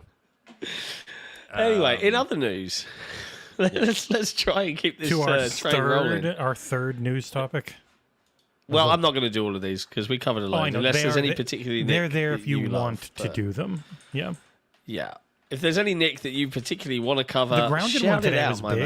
man. I've got to add that into Oh, headlines. that's exactly one? what I'm looking up. I'm looking up Grounded one? right Which one? now. Grounded has announced essentially their final update, version 1.4. They said the words "our final update" in the tweet, and then I know there's like a new game plus and some other stuff that's being in there. And you know why he's What doing? the? You know why he's doing these? What? He said Why is he doing these? he's run out of super chats or he's run out of gifted subs for the week, so he can only send super stickers. So this is a man who just has a bunch of money on YouTube he likes to hand out, and I love him. Oh my god! And here it is, think I another have to super do it. sticker. This is I think I have to do it. See- I have to take it. John's freaking out, but this pays the bills, so thank you very much. it's really like it's just humbling, man. Like, God. Yeah, I think for Gamescom specifically, before we get into the news, we will probably run some sort of GoFundMe to get everything together. So we're gonna get all the costs, and then we'll figure out a target, and then we'll do crazy stuff to try and reach it. Like, we're talking, Jesse and I will do a 24-hour stream just to hit that goal and send us to Gamescom. Yeah, So we'll find a way. we got plans. Send me to Gamescom. Yes, that is the point. Your flights are cheap. No, Your it's flights are cheap. for the 50th time. We've It's had everyone sending all many of us, the whole meetings about team, this. everything.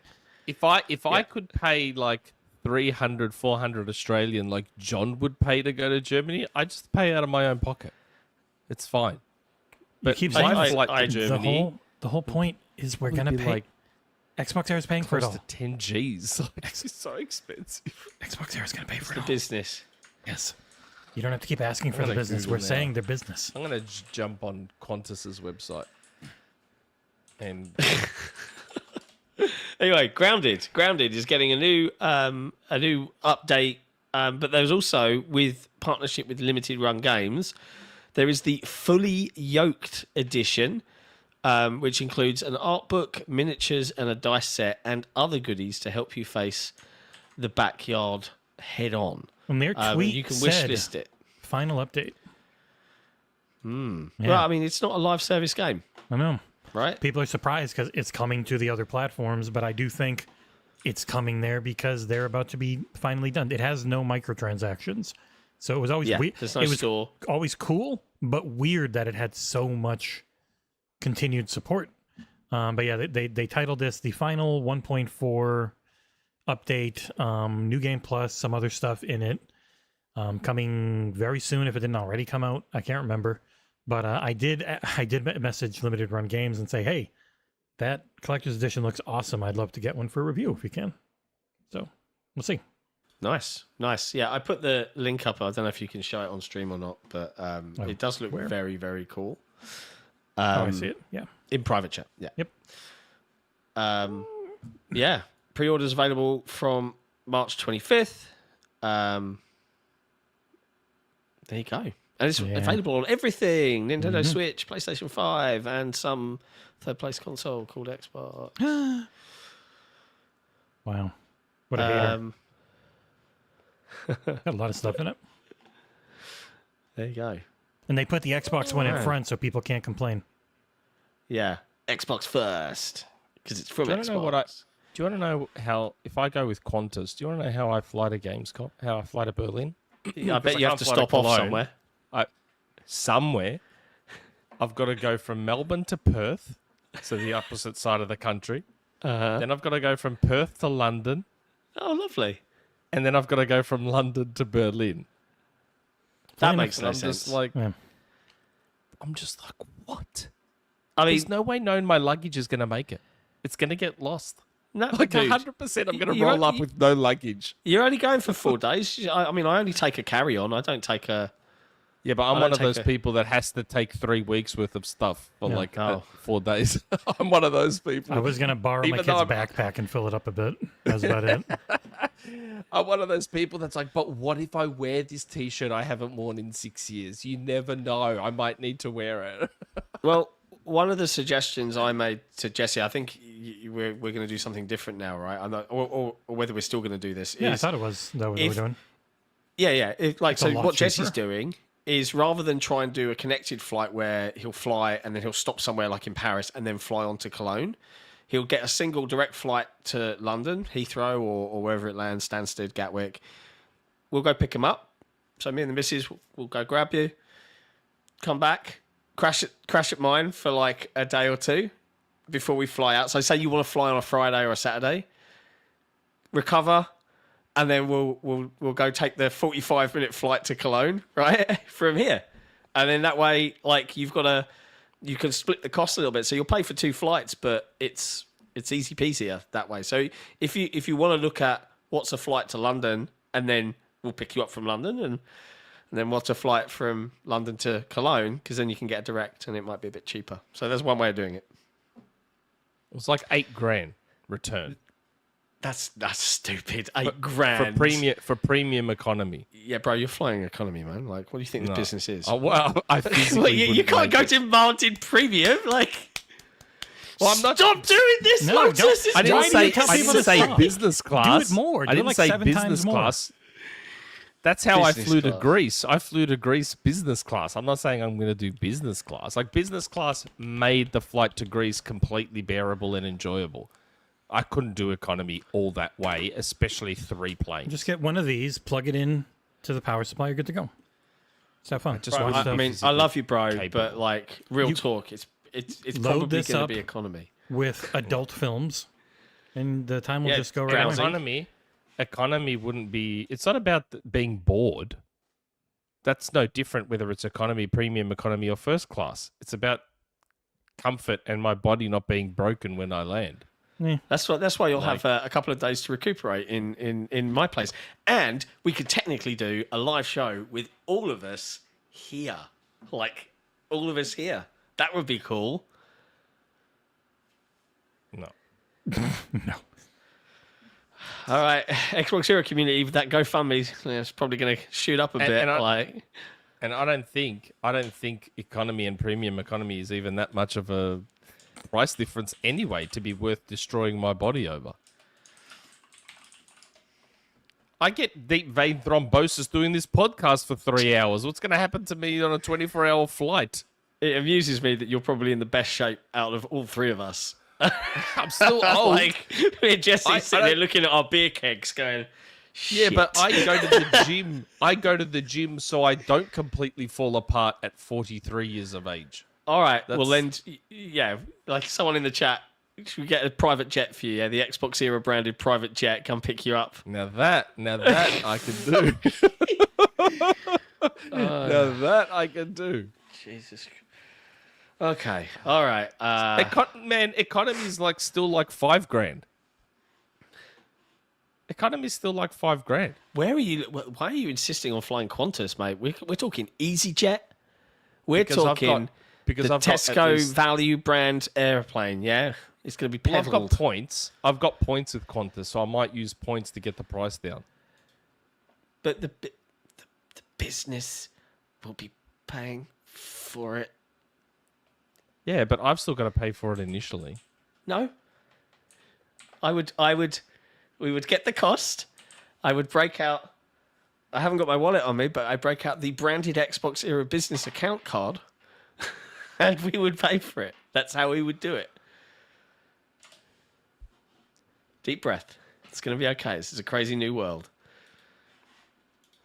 Like, I'm going to. If Lotus Esprit can give a few more of those super chats. See, John And keeps then- saying do less. and then- I'm like, no, more. It's not do less. It's just I it still blows my mind. It's extremely humbling, as Nick has said many times, that people do that. Those super chats, and that way I can go business class and then really enjoy the flight. Yeah, if we quintuple our Patreon income, that'll almost pay for it. Yeah. Let's quickly do that. Super chat from Hush Algul. Nick, make sure you board early to check the door. What? Yeah, the doors. There was a thing about a plane door just blew off. Yeah, if you get on a Just wasn't Boeing, there. Yes, that's you're, right. Yeah. You're toast if you go on Boeing, which you will. Yeah, see, Nick, I'm looking at a Aren't flight. they all Boeings? Mostly. A flight for Melbourne with 2 stops to Cologne, Germany. So not Berlin, because you're trying to fly Qantas, right? But we can go Singapore Airlines, Turkish Airlines. What about Emirates? They sponsor Collingwood. Who cares? No, Maybe I could get a discount as a but you Collingwood can get member. a flight. It's only a mere 27 hours and 30 minutes long. Oh my god! And it's only £1,352. Bargain. We'll plonk you in there. 27 hours. I won't Yeah, even be alive at the end of that flight. Let's have a look. It goes from Melbourne to Singapore, from Singapore to London Heathrow, and then from London Heathrow to Cologne. Easy peasy. Easy peasy, mate. Oh my god! Light clapping. You can sleep the whole time. It's great. If I'm going economy, I'm going to organise to be put in an induced coma So many super stickers. for a Oh, day. people are going crazy today. I love it. Jason, $15 super sticker. Flying super Thanks, pair. Yeah, I can show them I'll on stream. fly on the back There of you that go. pair. Bam. Wow. Doesn't get bigger though. Man. But yeah, so the flight is perfectly doable for the business. So don't worry. You just, we're not paying $8,000 for it, Mine was, but we'll get you here. but depending on if I was going to Cologne, it was between 15 and 18 hours. It was still pretty friggin' long. But going to London was like 12 to 15 because it was just direct. So it was a lot better. Yeah. What if I take a speedboat? You got to start now. I don't Hell, think I you'll would- survive the ocean crossing. I'd have to leave. I'd have to leave from now, wouldn't I? To get And there on time. you'd have to follow the coastline the entire way up, all around Asia, all to get to Europe, go through Cape of Gibraltar, go all the way up the Europe coast. Yeah, take a while. Plus, Britain's got a thing about the small boats at the moment, mate. Like, Well, he'd be taking it into Germany or France. I'd take it straight into Cologne. I'd pull straight right up the canal. to the jetty Yeah, in Cologne. But maybe have a look at. We'll have a look at if that sounds more agreeable to you to break that flight up, is rather than do a connecting flight where you get off at London and then you have to get on another plane to Cologne in one hit. That we'll just do one flight, come to London, 2 days at mine, relax, have Keeping some food, them play video disconnected. games. So, like, just being able to, I land in London, go hang out with John for a bit, and then we all fly together. Sounds so much fun. easier than trying to connect in various international airports when I've never been out of the country before. I got a passport. Yeah, we need to look. We need to look after Jesse and make sure he's cared for and the has a business nice paid experience for in the Europe. passport, so thank you, business. Because Jesus Christ, that was expensive. It was $165. Yeah. So yeah, Crikey, the tangents today. I God dread you doing these timestamps, bro. It's gonna be I nightmare. know it's going to be the It's worst. going to be travel tangent. Just make it basic. Yeah. Yeah, it'll just have to be a tangent about talking gun to Yeah, Gamescom. I gave up on the topics, keeping them close, because it's been so varied. It's impossible. Yeah. Hey, I'm trying to just get this back on track now. Call of Duty Warzone Mobile. Biggest is release out of the year. now. Biggest release of the year. 50 million pre-orders. Yeah, Isn't it free to play? Yes. it's a free to play. Okay. It's signing up to have it notify you and download the moment it's ready, and it was very big. And it is very cool. So people seem to like it. It ties directly into your actual Call of Duty Battle Pass for Modern Warfare 3. Like, they're all the same thing, which is wow. really neat. Like, yeah. So people are always is like, oh, cool. what are they going to do with Battle.net and the Call of Duty stuff? It's like, they're going to keep it because it's fucking huge. And it's really built in, and it just gives you essentially cross-play and cross-buy anyways already. So that's why I'm very curious. Seeing how this is still just all their Call of Duty accounts, their Battle.net stuff. what is the PC version of Diablo 4 going to be? I am very curious. Because they didn't say. They just said console PC. They didn't say where on PC. Is it tying your Battle.net account into Xbox, and then you can use Battle.net to play it? Like with EA Play and... Wow.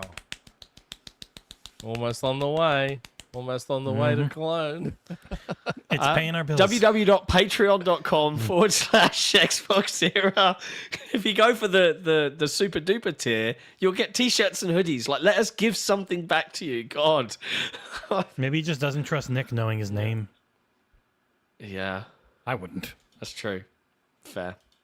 Lotus Esprit was a nice car back in the 80s. The Lotus Esprit was a Nick. really nice car. Nick, What? Emirates. I can get you an Emirates flight.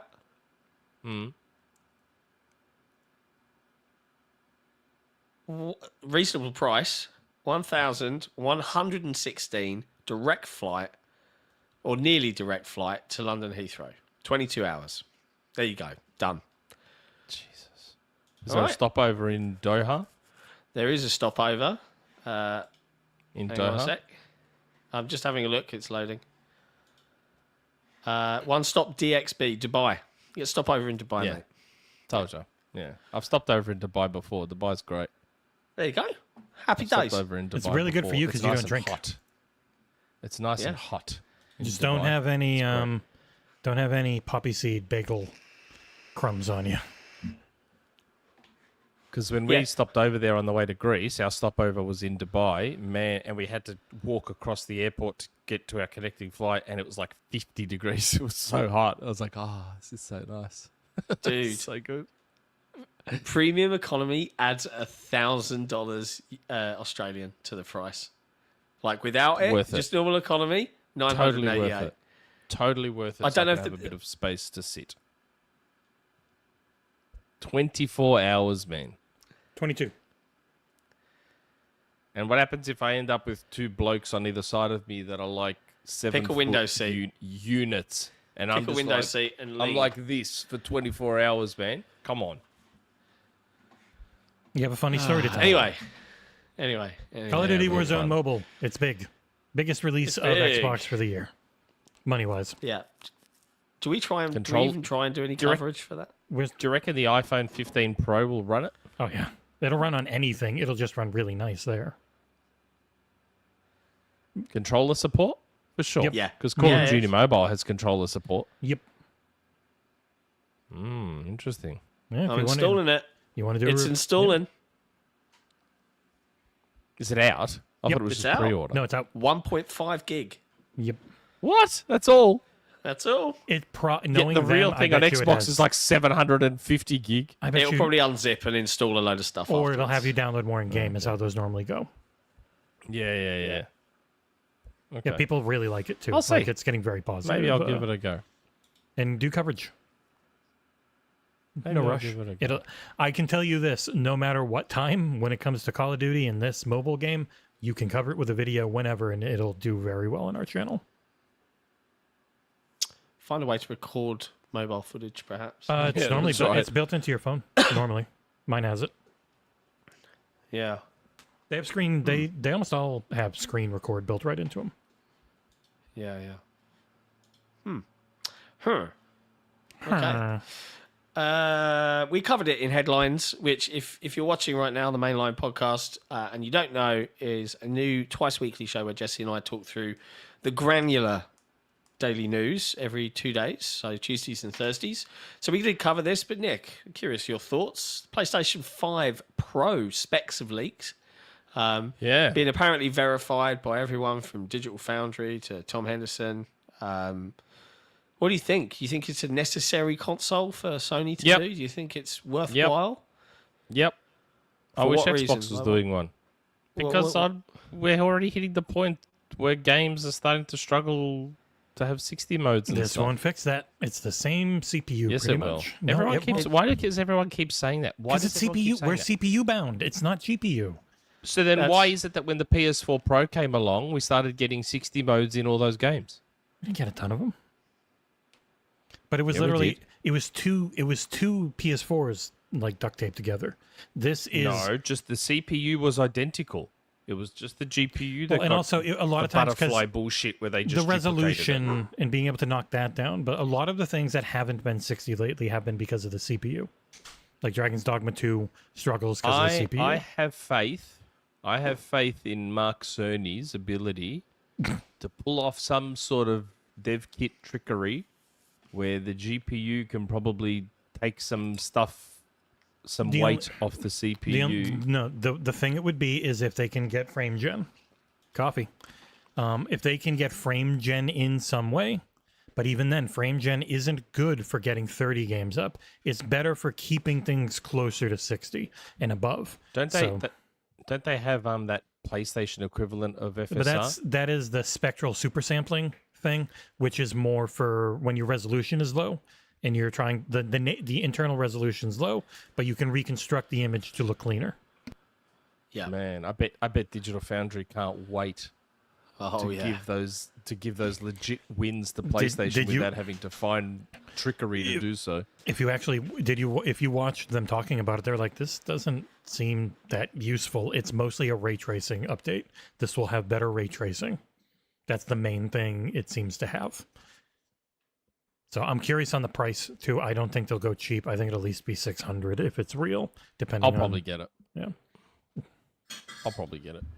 I bought the Pro and I bought the One X because I wanted the higher res and better frame rates, which I got, and it was great. I loved it. Well, You know, God of War 2018 got an update and it ran at 60, and then other games got updates and they ran at 60 on the Pro, and it was great. Loved it. So I'm happy to do that again. Hopefully now Rocket League will run at 120 or more on the PS5 Pro, because the update they released for Rocket League for the PS5 broke and they removed it. So Rocket League is still 60 now on PS5. Most of the It's people not who 120. know don't think this will affect frame rates very much. The nerds. I'm going to say that it will. I reckon it will. Sure. we'll see. We'll see. But speaking of new hardware, like, there's not much more to say. There's a PlayStation 5 Pro coming. The specs have leaked. Go read about it. Jez on Xbox 2 yesterday spoke and kind of was like, oh, look, this is old news. it's old This news. is in old that news. I don't understand why it's come back up again. It is It's a a very quiet slow, time of year. Slow week. I think it's more definitive of there's prototypes that exist, etc., etc. But Xbox, Jez already reported on Xbox prototyping a portable like 2 years ago or something, didn't he? I think so. Or he spoke about it or whatever. We have said for the longest time that we reckon there'll be an Xbox native handheld. And Jez it's said he exciting. doesn't know the code name. I may know the code name. It's an old code name. I may know the code name. Are you going to say the code name? Nope. Oh, okay. Man is a tease. Man is a tease. I've been sitting on the code name for like 2 years. Why would I say it now?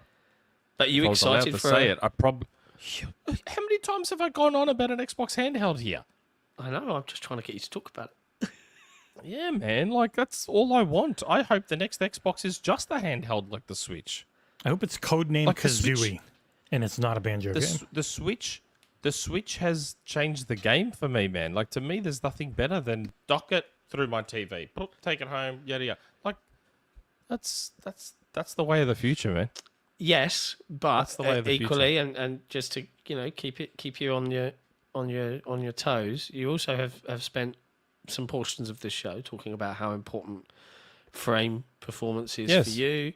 Yep. You know, the realities of even a modern day handheld pushing high frame rates and the fidelity that people come to love. I don't care about the fidelity. This thing can heat my entire room when it's running a AAA game. I don't So- care about the fidelity though. I mean, personally, for me, I would be more than happy with 1080p gaming. 1080 60. 1080 If I 60 can for the get rest of my 1080 life. 60 I don't give a shit about 4K. golden. And they have but, to but hit. upscaling is so good these days. But the thing is, the way gaming and coding works is they have to have a baseline they can hit on their handheld that doesn't hold back the actual like Whatever setup else and they how their home console works, because you taking settings away can only go so far sometimes. Like if you don't have enough memory, if just the way things are set up, if your CPU usage is super high, like Dragon's Dogma 2 just cannot be played on Steam Deck. Its CPU is not strong enough because it is a very CPU bound game. So most games might be perfectly okay, but they have to have every game be okay. Like that's their very hard to hit goal. So it's like, well, all these things I like play perfectly fine, but this heavy CPU 4X game plays like shit. What do I care? They have to care, which is why it ends up being such a broad target that they have to focus on that we would never really think of. Yeah, I'm intrigued to see how Microsoft juggle this, because I think they've they've been out and said it. They lost the console war, right? As much as, it's just a social construct. But they're going to differentiate now. They're going to have to just go and do something else. And I wonder what the world looks like when you no longer have the typical HD twins Sony going will at do it it. too. Sony will do it too. I reckon Sony will do the portable hybrid thing as well. Why wouldn't they? Well, their yeah. hardware doesn't translate nearly as well. I don't think they could do it easily with the setup they have with the variable clocks. Like for them, it would have to be their PlayStation PC ports that would work. That's the PlayStation 5. Maybe going forward, it might be different. Yeah, that's what I mean. Having like, full compatibility, which is away. Xbox's thing, they couldn't do that. So, but a 6 and they drop compatibility, which really pisses people off and resets everything and restarts the console war. I don't think they want to do. So they're in a tough position. They put themselves in a very tough position when they did the variable clocks and the liquid metal cooling and all that shit, because it's cool. It helped them catch up just enough so that most devs are like, it's fine enough on Xbox. We're focusing on PlayStation 5. And it's like 20% better over there. Who cares? But like for actual backwards compatibility, it's a very strict set of number of compute units and clock speeds that they have to always hit, because that's just the way it works. They don't have the hypervisor layer in between everything. And I don't know anything about game coding, but I sounded pretty smart there. You did. And there's also the simple fact is that the nature of the industry being what it is for the last, 20 years now, is we've always had these two fairly similar, I guess, since the 360 gen. The 360 was more custom tech, right? But certainly since the Xbox One gen, it's been off the shelf, tweaked x86, parts, right? And if they push this route going forward, that's helped them and the broader industry, because all of the third-party publishers and everybody have similar targets to hit, and it's all kind of running on similar stuff. They've both partnered with AMD. They're both running these particular CPUs. If Microsoft now pivot away and either choose a different setup, they have to maintain backwards compatibility. They can't use, they have to make it a native handheld so that they can maintain their clients' libraries, all of our games, etc., etc. But by immediately changing, if they do this and they release a big boy console like a $800 box, whatever, and a portable, they might shift that paradigm a little bit, where we haven't got, like, it might cause more scenarios where a third-party publisher is going to pick one or the other. Like, we're going to see, I think we'll see more of that, because it'll be harder for them to target everything at once. I don't know. Like, I'm intrigued by this new future that we might be going into. The question is, when do we think we're going to see a handheld from 2026. Microsoft? Do we think 2026? I don't know. I mean, we know we're getting a digital Series X, right? That's the general feel. We're getting a digital Series X this year. Later on. Allegedly. Supposedly. That's the general feel. I don't know, because I think... Oh, look, the stuff I've been told over the years about the Xbox Portable has had me very excited. But, like, the thing is, as far as I'm aware, it's taken on many forms and many prototypes and evolved, and I'm sure at some point there was just a literal Series S portable in there somewhere. But maybe now they're like, oh, well, let's not with how things are going with the Series S and Series X, maybe we don't worry about that one, and then we go to the I don't know. I'm sure this project with a code name might not have been a specific handheld. It might have been a project that just is broadly covering an Xbox handheld in various forms, and maybe they're tinkering with various forms of an Xbox handheld. Maybe they were fiddling with the Series S1. Maybe they were fiddling with a Series X1. Maybe they are looking at the next generation version, an ARM one. Maybe like the code name Jez is referring to, and the one that I'm talking about, is probably an umbrella for different versions of an Xbox handheld, and seeing which one is the most viable, the most potentially profitable, the most efficient. I don't know, as opposed to one specific thing. Do you know what I mean? Yeah. I mean, either way it shakes out, I'm very, very intrigued. We've got a super chat from Hashagul. Xbox needs to make sure xCloud works perfectly. Handhelds are being released every 6 months. Too much competition. That's an argument too. Their thing is it's a native.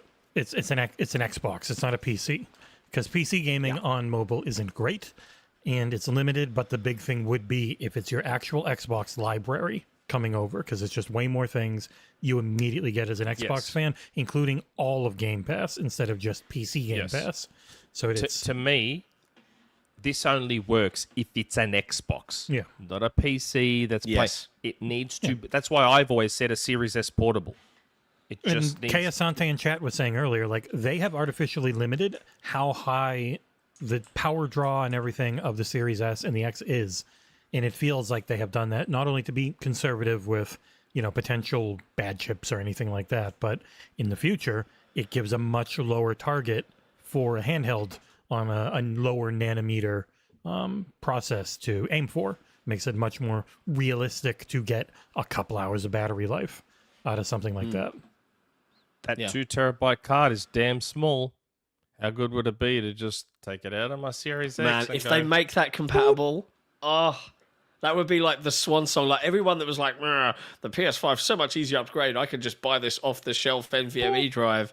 Just being able to take like have the new console there and just be boop. It still and kills if there's me. a way to do it so that that thing doesn't stick out of the bottom. So you push it in with the little spring-loaded push it in so it's flush. Oh, man. Very nice. Can you imagine? It does kill me that, like, I'd be very pleased. we've still heard so much about the SSD and its magic on PlayStation, and it's just because it was more direct. It was like direct storage almost. It was easier to read. But then, also, by the way, you can buy this off-the-shelf and SSD that gives you the exact same load times in a game. Yeah. It's like, well, you wait, mate. The PS Super Spectral Sampling Salivations is coming. You wait for that buzzword to rock our socks off later on this year. If it's anything like their 3D audio, the Tempest audio, it's going to be them trying to catch up to what everyone else is doing, but not pay licensing fees. But people say it's better. Interesting times. Now, Nick, I've looked through the rest of the news. We've covered a lot of it in headlines. There's nothing there particularly that excites me that I want to talk about, but feel free to take anything from the list. I did put first-person Fortnite in there for you. The Bungie, well, that was all part of was all part of the State of Unreal stuff where they're doing first-person Fortnite. I'll still play in third for Fortnite. I actually when I can, I take the scopes off my weapons on Fortnite because I don't like the FPS mode in Fortnite. I mean, the Bungie stuff is interesting. Yeah. Yeah. Like man, that Bungie acquisition does not appear to have worked out in anyone's favour at all. Maybe apart from the owners of the Bungie. board members, yeah. They made some money. Yeah. That does not appear to have worked out the best. It's not going well so far. And I feel like there wouldn't be too many reasonable folk that would argue otherwise. So we've just had another, like it's starting, like how long, you know how they part of the 3 billion or whatever, there was that amount to keep staff on. How long was that for? A year, 2 years? 2026, I think, is when they would all vest usually their shares.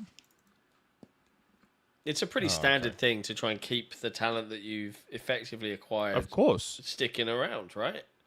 Of course. But it just seems like there's a lot leaving and issues, and Bungie's looking at their games as a service games, and like, you know, they advised on factions, and yet here's Helldivers. Lucky Bungie didn't have a look at Helldivers, huh? Because we might not have seen that game if Bungie had a look at it and went, oh, it's a bit janky, and oh, I don't know about this, and I don't know about that, and then all of a sudden look at Helldivers. It's exploded. It's doing better on PC than it is on PlayStation. But like I said, it's the most Xbox PlayStation game I've ever played, so it doesn't surprise me. Yeah, but that's okay if it's doing better on PC. That's fine. Part of Palworld's success has come from its PC success, even though it's had 10 million players on. I think it's like 12 Xbox now too. It's crazy. Oh, I don't know. Didn't they announce at GDC that it's at 10 million Xbox players? I forget. But a lot of that success comes from PC, so that's okay. It's not a big deal if it's more successful on PC than it is on PlayStation. It's PlayStation's game, so that success they had to give up benefits 30%. Well, probably 20%. That's why it's been dumb how Sony's been holding out for so long with the day one PC shit. Like, it's all your money, dudes. Like, it's all your success. What? Like, don't stress. They were very Stop tied. worrying about the console wars, man. They've always been tied to, we need to push our box as hard as we can, because That's right. that has worked. That is the Nintendo thing that still works for Nintendo. And I know people are feeling like, well, what's the attachment to Xbox I'm going to have? And it's like, well, they're still going to have a box, and they're going to have this enormous first party, and all their shit goes in Game Pass. And that's it. And they've got tons of programs and the GDK that gives you a free PC version to try and keep getting third parties to make games, because like they've got their stuff in the Southeast Asian market to pay you to make a port for Xbox and stuff like that. And the ID at Xbox program, but it's shifting for PlayStation in the same way as well, because there's no reason for them. Like, as I said, I don't think most people even know Horizon Forbidden West has a very good PC port that just came out, because it's been a long time since that game released now. It's been 1.5 years or something. Yeah. So it's been almost 2 years. Or a little over 2 years. Because that was the I need to go back to it. And it's Ursel a really gave it to me. Ursel gave it to me for free. I still haven't played it a lot. It's Nix has worked on it. It's supposed to be a very good port, but it's so long ago that it's just not gonna do great numbers. And I don't think it's really a system seller either. Yeah. Because you got to put those games there day one. You got to put them there day one. And they'll be successful and they'll do well. And that it's all money for Sony. I don't know why Sony they're too knee deep in these console wars, man. And like, I bet you they really want to have their own storefront on PC ready. They'll still put it everywhere, but they want their own, cross-buy, cross-save storefront. That'd be the main thing I think about. Yeah. Yeah, they probably do. Like that, I'd heard ages ago that that's what they're working on. And they're really bad at storefronts. Cross save. Their storefronts work like shit. It's better, way better than PS4 times, but like they had so many struggles with even like a physical and a digital version being a completely different SKU that did not have your save file. I know. Like, I still can't believe that bullshit. It was insane. What do you mean? Even regions, like now, right? So I got Sackboy. I got a free code for Sackboy from someone who used to be a fan of us, isn't anymore. He gave me a US code for Sackboy, right? And then Sackboy came to PlayStation Plus. So Australia as well, and I downloaded that. But it's a totally separate version, and my save file and all the DLC won't work in that version. Mm-hmm. That's so weird. Well, like when we get review codes, that's Xbox is global, Steam is global, Epic's global, but PlayStation 5 and Switch are still region. So it's like, I get sent a PS5 code for Dragon's Dogma by mistake. And it was like, oh yeah, well, it's also North America. It's not like I could ever even give it to anyone that's in the EU or Australia anyways. Yeah. I have a US account. I have a US account that can redeem those codes. Yeah, well, they said don't use it, so I didn't.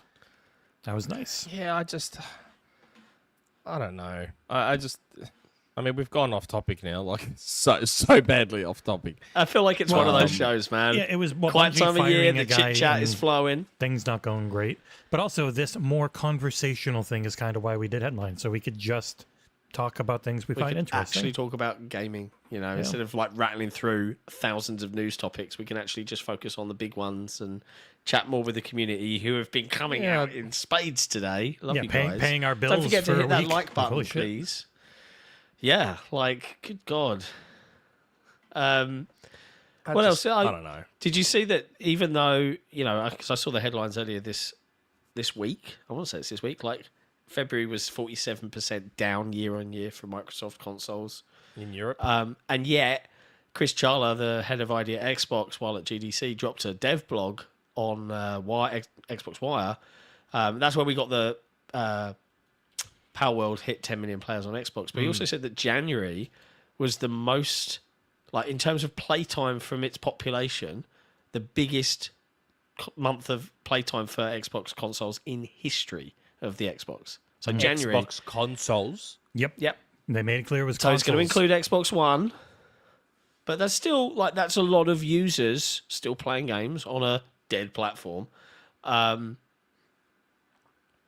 in a quiet period of time. Yeah. And that is the main metric they care about. There is nothing they care about more than playtime, because playtime leads to people spending money. Sometimes. Well, Yeah. in general, the way you mostly get constant sources of money from people is the more they're using your product, the more chance they'll have to want to spend some money. Yeah, I want but to that's say the my- point. That's the whole point of those successful games as a service games. Mm-hmm. Like you just sit there and you keep playing them, and then something pops up and you want to spend money. I don't. And Never did. I'm lucky. I feel pretty immune to it. Like, I spent some money in Overwatch 2 because I just the first time really because I spent they would just feed you so many of the loot boxes in 1. It was a way better system for fans. But in 2, I did buy the One Punch Man collab because I like that show / manga, and it was funny. It was one time I spent money. Punch Oh, collab. also Overwatch 2, no PV. They gave up. They did 3 missions and that's it. Yeah, it was an old. You was Saitama as the friggin' big punch Doomfist. I know. Yeah. One bad Just mother checking in the my chat. DMs for a sec, because that One Punch just rang a bell. So I'm just checking my DMs for a sec. Oh, God. Assassin Entertainment, I'm going to head out and try Helldivers 2. It's fun. Have a group. Fair play. Go have fun. With Add me friends. on Steam. Wow. One bad mother. Haven't seen you in a while, bro. Hope you're doing well. Jess said that Nadella said it was the highest console revenue and profitability too for January. There you go. Oh no. It's the thing, we're so used to things working one way that it is very hard to get used to it being different. And the whole industry is really changing. Yeah. I mean, you think about, like, do you remember everyone complaining about cross-gen for the last 4 years? Think about what it's going to be like for the next set of consoles. Oh, boy. It's going to be painful. Thankfully, I it is never a had much problem higher with starting cross-gen. point. Yeah. I'll keep saying it. I'm fine with the graphics we had on 360. Yet you yell about look at Halo these- Infinite all the time for being cross-gen. No, I don't. I'm talking, but I'm talking within the context of how that game got hurt. So that game was hurt by being held back by Xbox One. I'm not talking about whether I personally care about the graphics. I'm talking about the game's overall reception, its success, its perception. It was hurt by being held back by Xbox One. And anyone that thinks otherwise has their head in the sand. It was hurt by it. I don't give a shit. The graphics are fine for me, and it feels like every time I fucking boot that game up, it looks better and better and better each and every time I bloody boot it up. Yeah, The I 120 think mode like I looks said better. earlier, we're going to try and do a community game night this week with Halo, Nick. So it'd be great if you could be there. Like, it would be UK evening, so that's kind of your morning. So I don't know, maybe blag work. You got a day off this week at all? Any chance? Well, I mean, I'm off obviously for Good Friday and Easter Monday. Boom. Well, there we go. Maybe we'll do something. Something then. While we're talking about that, there's this PlayStation podcast that asks me to jump on. They've been asking me to jump on for a while. Okay. And I said, look, I can only jump on when I've got a Monday off. So I had a Monday off in the last couple of weeks. Can't do that day. Okay. Said, okay, I've got Easter Monday off. Want me to jump on then? I can't do that day. I'm like, bro. I've given you all of the outs here. Come on, man. Like, I'm doing my best here. Like, it's always the way. You got to bend. I have to I'm call a it big out. deal. If you want me on, you're going to have to bend. Make some concessions. I've got to call it out because K Asante is a knowledgeable fellow and very generous and very handsome.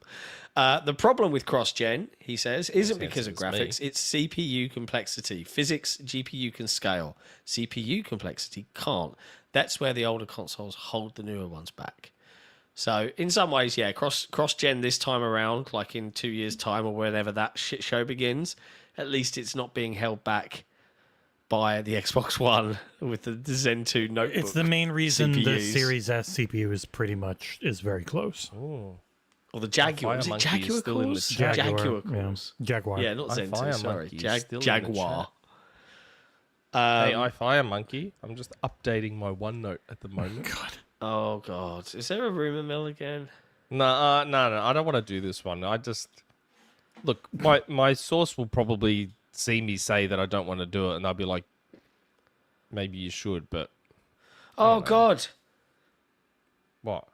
Oh, I just downloaded Alien Isolation, and someone's put a GIF of the alien climbing out of a vent, and it's just literally... Oh, like, yeah, God, it's full on. Like, it just comes in and out of the vents and stuff. God, it I was don't such a know good... why. This is why I want to produce it for you, John, because I know you're just going to lose your shit and not be able to do it yourself.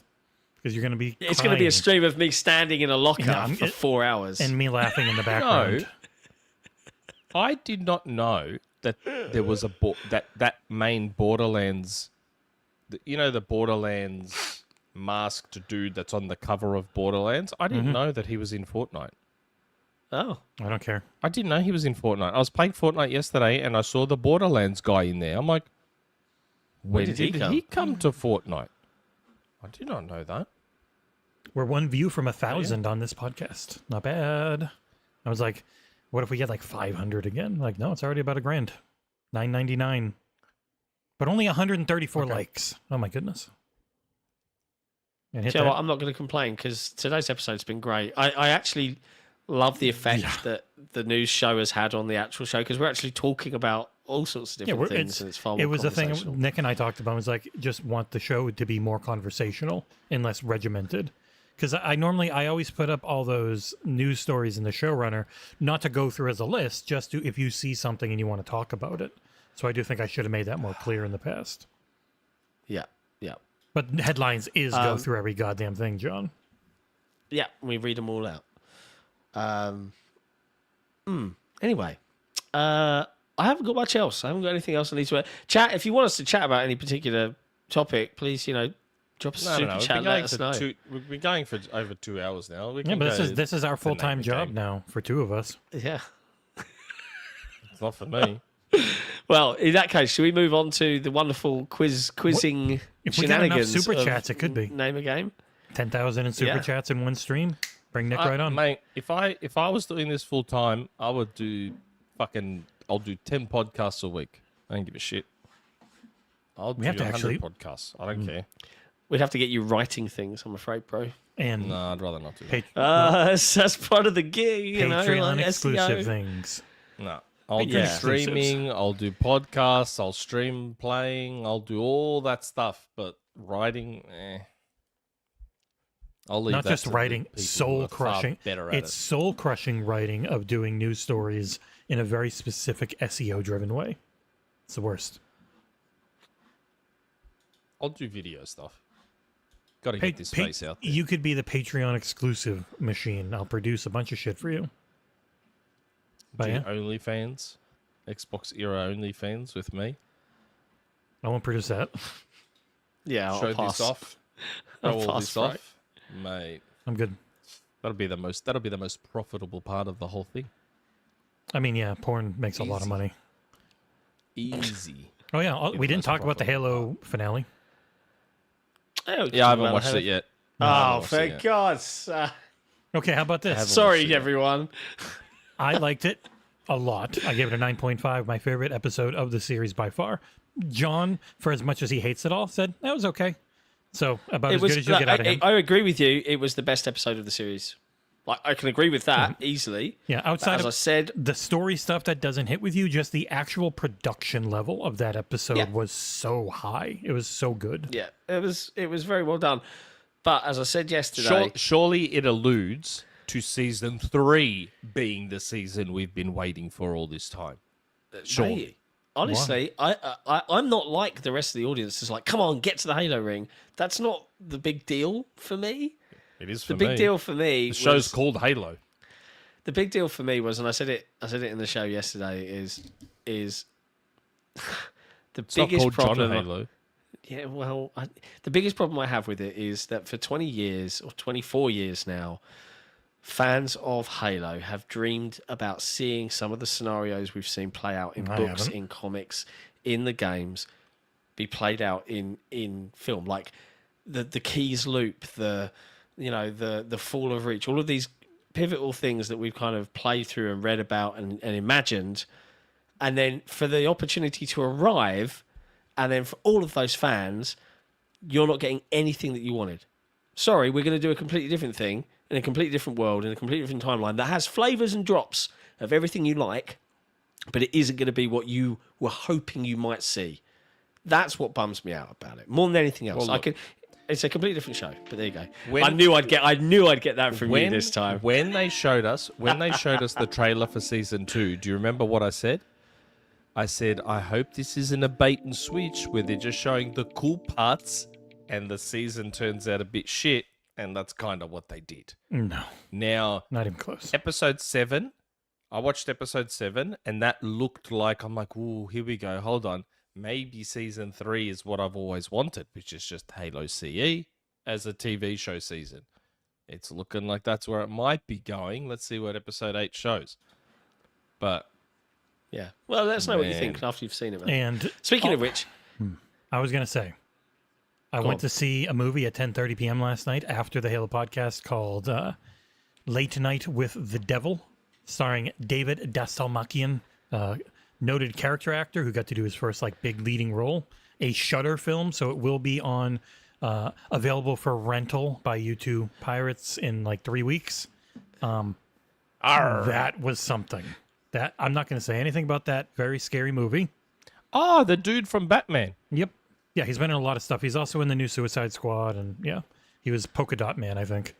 But yeah, no, Yeah. that movie was. I know him. It's a found footage thing, but it's a found footage of a TV show, and then back behind Yeah. the scenes footage of They the TV unleashed show. the devil by accident. Yeah, it's called Late Night okay, with the Devil. I can't It's- wait. I it will is- watch That it. looks sick. It is phenomenal. Yeah. And I was going to say, for our Patreon members and our YouTube members, you all have access to Sick and Let me Nick's check Flicks, streaming which is services. a show It'll be on that Shudder in 3 weeks. a show that we all do usually every couple of weeks, maybe every month, where we pick a couple of films or a TV series we really like, and we just talk through it. We haven't picked 2 films for the upcoming Sick and Nick's Flicks.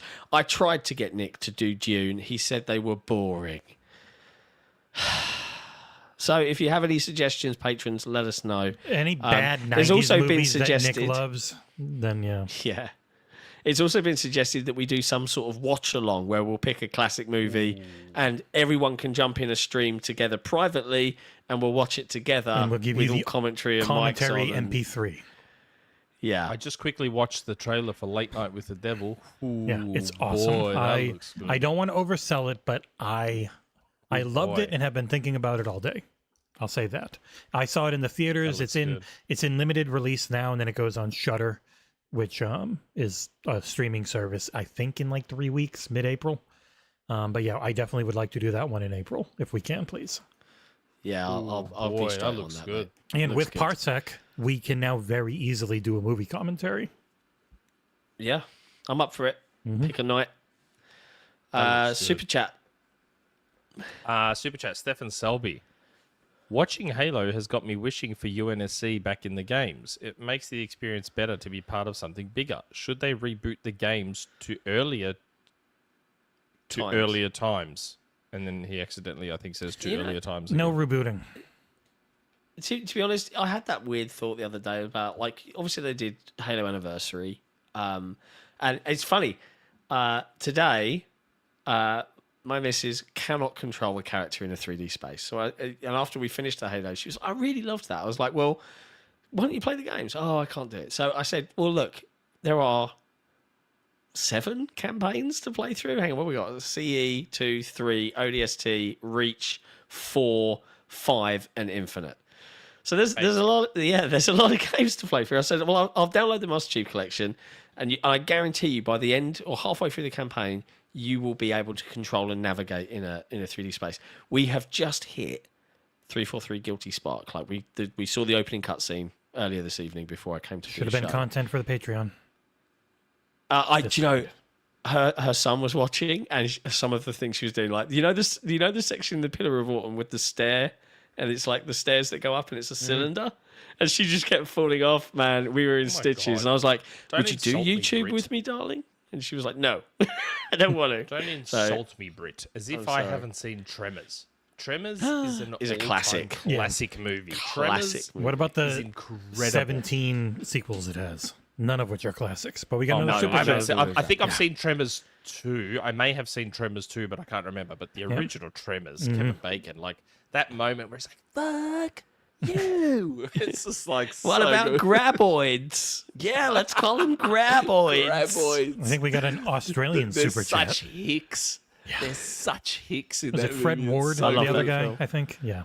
Tremors holds up Yeah. for dumb fun. Tremors is fantastic. It was the time where movies were trying. They knew they were very stupid and able to just commit to that, and it would work. Yeah, But it's not it was just great. that. It was back in a time where In a all world. so like it was a time when movies took risks and like more movies were successful because more people were going to the movies back then because movies didn't cost $647 for a family of 4.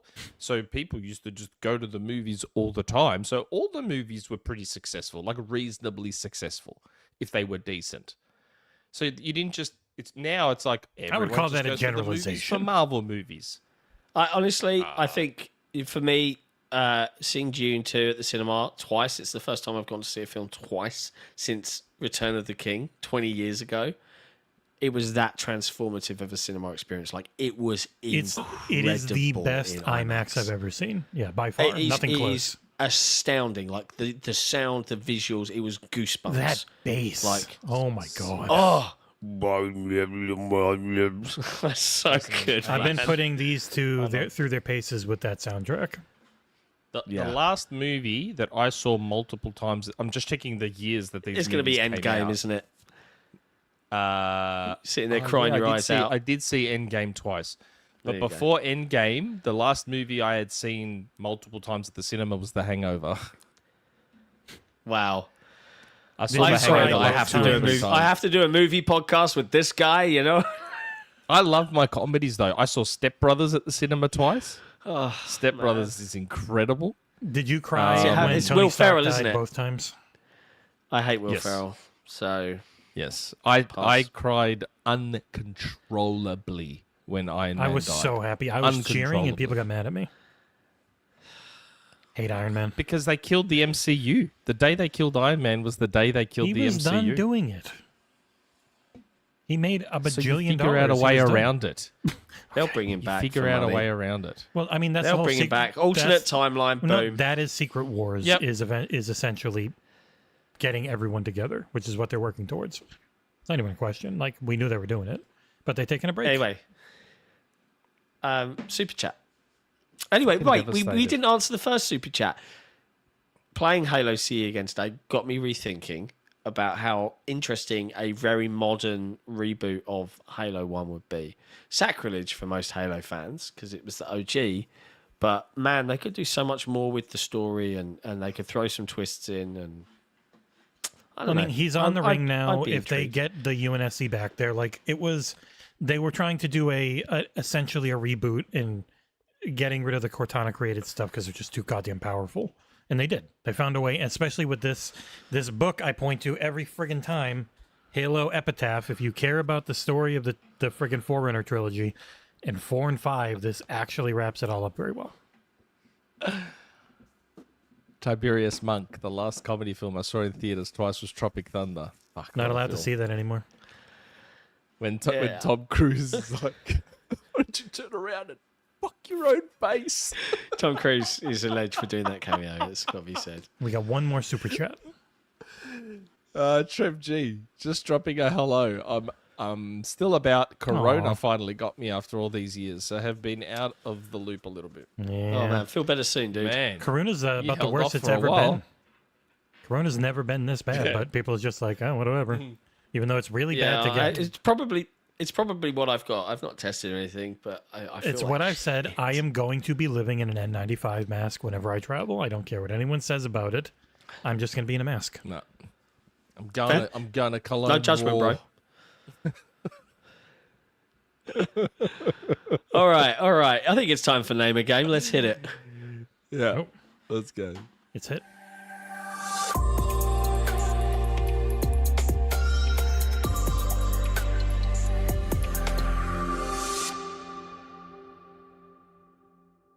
We're back.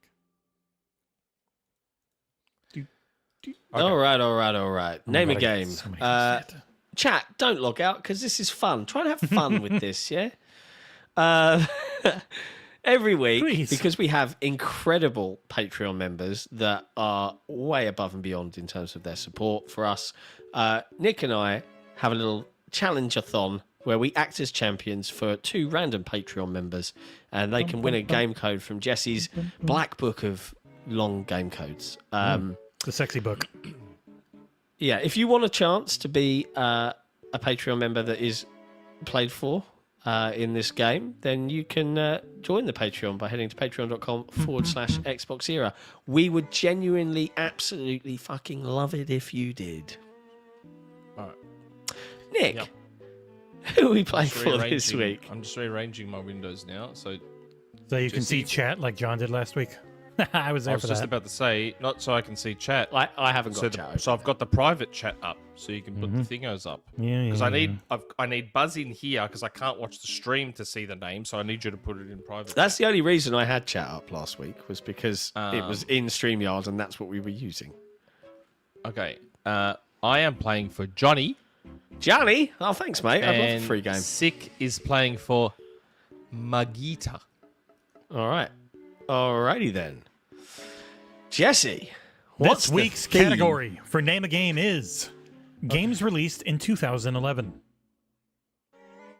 Video games released in the year 2011. I will get ahead of things and say this is one of the dumbest group of Brilliant. things I've ever done, so I'm real I happy can't with think them. of a single notable. I'm sure there's plenty of notable games from 2011. I just can't think of a single one. Cool. Okay. Number 1, starting off the top, is Tiny Huge Spheroid 2. Tiny Huge Spheroid 2. Shit, that was loud. Oh, no, the rollback! You win! I got you it. win. The rollback. The rollback.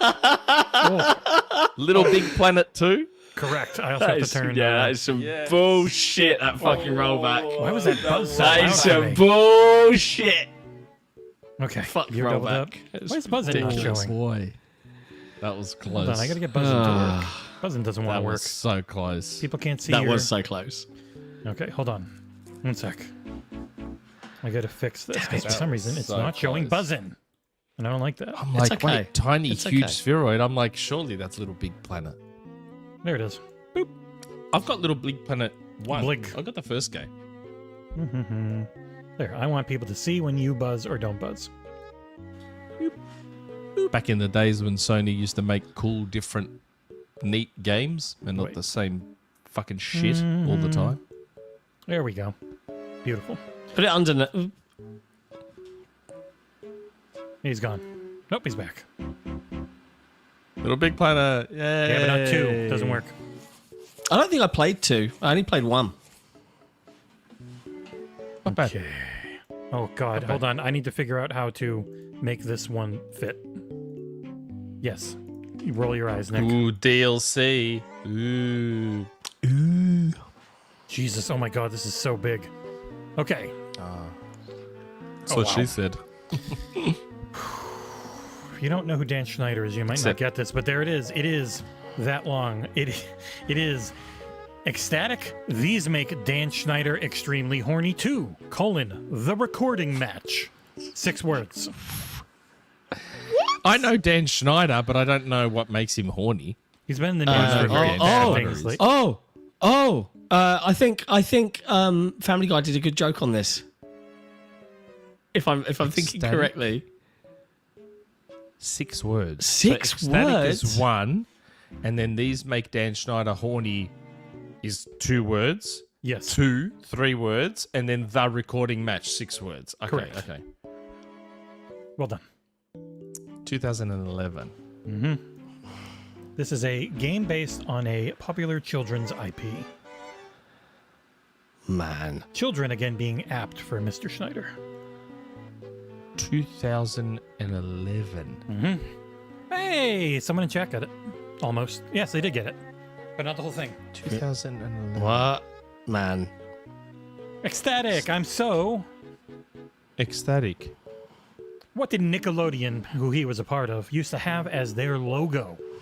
It was a big weird thing. It's bad when you look back at it now, knowing what he thinks about young girls. Yeah, no, it's rough. What? Yes, no, it's bad. It's real bad. Allegedly. Ecstatic? Mm-hmm. The recording match? I mean, that's literally just, I'll give it to you, the video game. The video game. Ah. Nick. Happy Feet 2, the video game? Correct. Yes. There's a whole documentary about... That's what was throwing me, the recording match. I'm like, what the hell is the recording match? Oh, shit. All things up. Hold on. God, these are so big. What am I doing? Why do I do this to myself? Okay, this should fit. I'm going with my real dumb ones first to make sure they get used. Okay. It's 2-0, Nick. Thanks to rollback netcode. The next one is that. It is, I was once a decade old, : cosmic competitions. 4 words total. I was once a decade old. Cosmic competitions.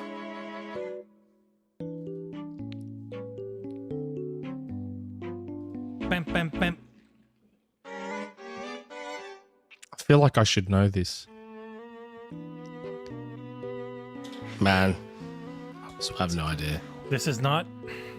They're not 4 synonyms. words. It's just, what is... I was once a decade old. What is a way to say that? Yeah. Yeah.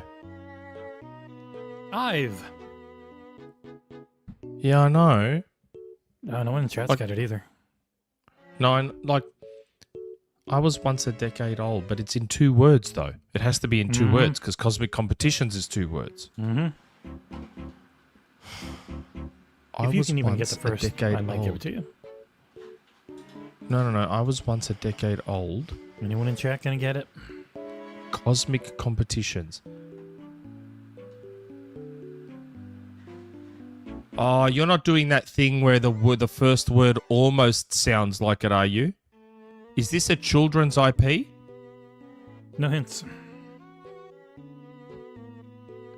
I know what he's doing, and the first word has Starting the nothing to timer. do with I was once a decade Timer's old. running.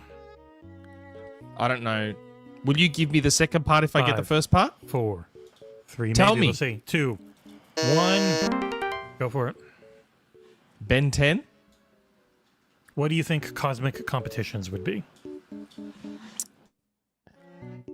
You get one of those words. Space, Cosmic Competitions, space, Ben 10, space. What rhymes with space? What rhymes For with competitions. space? What would work for competitions that rhymes with space? Race. Okay, so you've got 3 of the words. If you don't know the first, John, can you get all 4 words? Oh, that's not fair. Yeah, it is. You didn't get it all. But you'll Space win. race? No, it's Ben not. 10? Space race? I believe it's Ben 10 Galactic Racing. Nope. It is Galactic Races. You both got 3 words. I'm giving it to Nick. He wins. Well, Thank there you. you go. Yep. That's why when I was like, I said to you, is this a children's IP? And you're saying I was a decade old. So you're saying been 10, but not... I've been And 10. I was like, are you doing this weird I've thing been where it's 10. like... Yeah, see, I knew it. You were fucking doing that. I Yeah, knew of course. it. That's the entire point of this game. No, but that's not right, though. I've been 10. That's why when I was looking at it, I'm like 10. I'm like, is he trying to say Ben 10 as a twist on I've been 10? Yeah. I'm Yes. like, that's so dodgy. That's dodgy as that. It's a... He says winning. I've been 10. But I'm fair. I'm down the line. I know I won, but that's like, as soon as I saw decade old, I'm like 10. I'm like, what's a game with 10? The only thing I could think of was Ben 10. But I'm like, Ben 10? I've been And a it was decade old. Galactic Races, not Yes. Galactic Racing. Yep. So you didn't... You got 3. Sure? I don't know. Are I you took it from... sure? I took it from Wikipedia. I don't care. I was once a decade old. I've been 10. It works fine. Yeah, it works. Okay. Yeah, no, it worked. Nick, does it work enough? That is all that matters for this dumb competition. Next one for funsies, and if Nick keeps pissing me off for John to win, is Woolly Dishmaker and the Dangerous Empty Vessels, Part 2.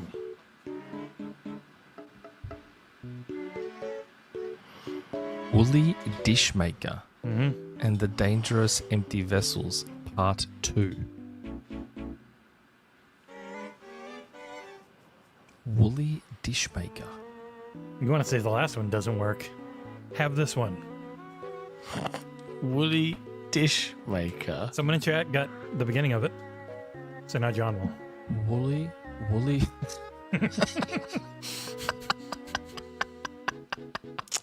Got him. Woolly Dishmaker and the Dangerous Empty Vessels. Mhm. The way that's worded sounds like a certain movie. The way that's worded. Woolly Dishmaker and the Dangerous Empty Vessels. I don't know. You should, you British Very- prick. I mean, friend. Very Yoshi's Woolly World. All right, I'm starting the timer. Jesus Christ. 8, 7, 6, 5, 4, 3, 2, 1. Harry Potter and the Deathly Hallows Part 2. A dishmaker for a potter. Yep. I suppose, yeah. Yeah. Using pottery to make a dish. Next one. Oh my god. I didn't say they were good. I said they were stupid. Now you said Harry, not Harry. Yes. Harry. Yes. You're It's a getting play on so words. Why didn't you wrapped say? up in Why didn't you say semantics. one of the princes? You do stuff like that all the time with other ones. Why didn't you say one of the 2 princes? Because I didn't. And you could be like William. I'd like to Harry. know, Jesse, Ah. that when I win, I don't complain. Megan's the Yeah, manner I was in which curious the what happened. competition Wow, was. the scoreboard really changed on this one. All right, next Megan's question. Megan's husband. You could have gone Megan's husband, and straight away would have been like Harry. Yes, I can go with a lot of different things, but I choose to go with what I choose to go with. You choose. Yeah. That make people laugh. Next one is stockpiling. One word. Stockpiling. This music's loud. Who turned it up? No, it's not. It's for me. Stockpiling. Mm-hmm. This is now owned by Xbox. I was about to say, Shit. is this Double Fine? Yeah, Nick. Is this Double Fine? Stacking. Correct. Another point for John. Okay. Whatever. Doot. Okay, next one is... Oh, goddammit, I gotta hide the freaking question. Because then John will see it on stream and cheat. Is lead-shot typhoon. One word. Lead hyphen. Oh, okay. Lead. I was going to say, is it lead as in LED or lead as in LEAD? Lead. LEDD for Zeppelin. So this is 2 words or a compound word. 1 word. 1 word. 1 compound word. Yes. Jack got it. Sick. Bulletstorm? Correct. I got thrown because you didn't put a space between lead shot and typhoon. There isn't one. So I got thrown there. Bulletstorm's 1 word. Yeah. Yeah, I know, but... How you can complain about anything? Oh my god. It literally is how the word works. It's 1 compound word. There would be no reason for a space. For fuck's sake. Next one is Apex Twist 4. Apex Twist 4. Correct.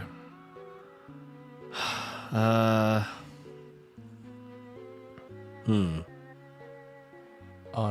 That No was in hints. 2011. Apex. Okay. Nick. Topspin 4. Correct. Nice. A game that has a In my sequel head, I'm coming like, very soon. Apex. The Apex is the top. So I'm like, oh, shit, Topspin. God, that was That's what I assumed. 2011. Yeah. It's been a while. Wow. Next one. Holy shit. Sobbing Sibling 2. 2 words total. Sobbing Sibling 2. Oh my god, this should be so easy. Why can't I get this when it should be so easy? You kind of just want to say crying Yeah. child too, don't you? Yeah. I just want to be like crying brother too. Like, that's not what it is.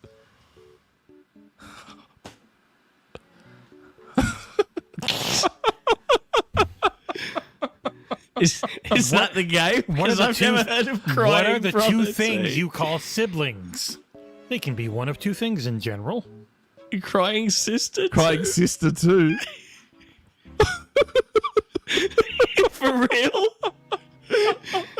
I've never heard of that game. Crying sister too? Crisis 2. Ah, Crisis. For fuck's sake. oh, that's great. Oh, that's why name a game is still funny. That was the easy one. God. Oh man. Crisis. Jesus Christ.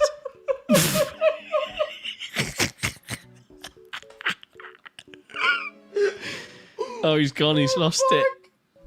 Oh, You're just both yelling the name of the game with a few extra letters and just it never popped in. It never came into your heads. Ever. sometimes it's really hard. Oh, fuck. Oh. Crying brother too. What game is that?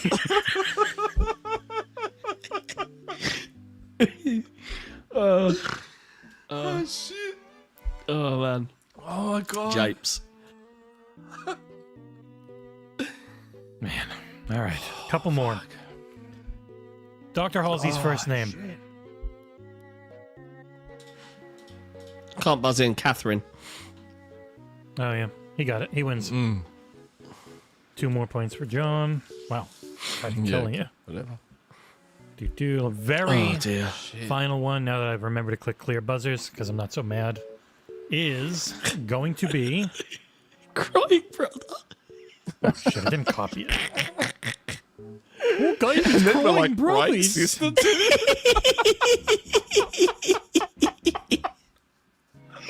Oh my god, this will not copy the friggin' text. Copy the text. Oh man, that was funny.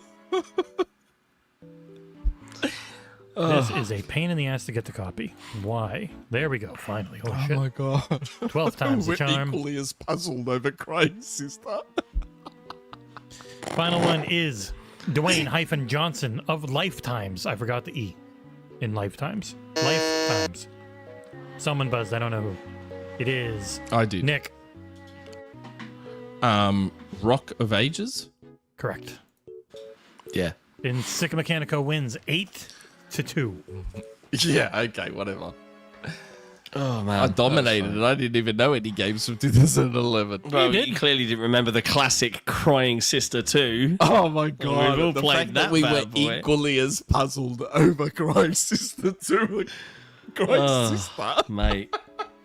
I was ready to say Devil May Cry 2, and I'm like, that's not a sibling, and it's not 2011. Ridiculous. Oh shit! Oh, yeah, I gotta turn anyway, the music off. it's that point in the show where we switch it over to community questions. But before we do that, we just want to say thank you again to all of our wonderful patrons. One of the perks of being a Patreon, if you want to be one, patreon.com/XboxEra, is that you get to ask some wonderful questions of this panel every week in the super exclusive and only available to Patreon members, Patreon Lounge. So how many times can I say Patreon in one paragraph? Quite a few. Quite a few. Quite a few. So yeah, let's see what the community questions have in store for us this week. Oh my god! Okay. Crying Sister. And we're like, the fuck is Crying Sister? Creaky Legs is going to get that right. Oh god! And I love Crisis 2 so much. It's like my favorite Crisis game. It's so Before good. you dive in, to answer a question in the chat, Abdel114, we recognise that some people just want to stick in the YouTube world, and that does help us. But Patreon, I'll be honest with you, Patreon people get more because we can't. YouTube is its own thing. We can't sync both up, and if we could, we would rather have everybody be a Patreon member because they take less of the cut than YouTube do, and we get to give back more to you guys. So, yeah, I can't link the two, unfortunately. We'll give links for early access content. Yeah. So it's the $6 and above tier on Patreon or the $5 YouTube tier because they're not in sync because of UK monies, but it's £5, but on Patreon. But yeah, so you'll still get Second Nick Flicks, early access on the Game Pass show, which John and I never actually recorded this week and now have to do. We really need to do that probably early tomorrow. Monday. Yeah, whenever you can. I say that I have a review for the other game I've been playing, which is South Park Snow Day to churn out. But let's see how I go tomorrow, and just need maybe we'll squeeze it in. Hour or two. You and I can get through them all, and we'll get that out, and you'll get early access on that type of stuff. The commentary tracks would always be like those would be a permanent exclusive for Patreon. We're gonna have book clubs with my wife and some people from the site. My wife. For we're doing a Star Wars book club called Sith Happens. We'll be doing Halo book clubs, probably going through trying to go all the way up to Epitaph. So yeah, there will be lots of stuff, and I will try to can't give access to the MP3s, but if it's a video that's on YouTube that's unlisted, I will try and put it up for YouTube members as well.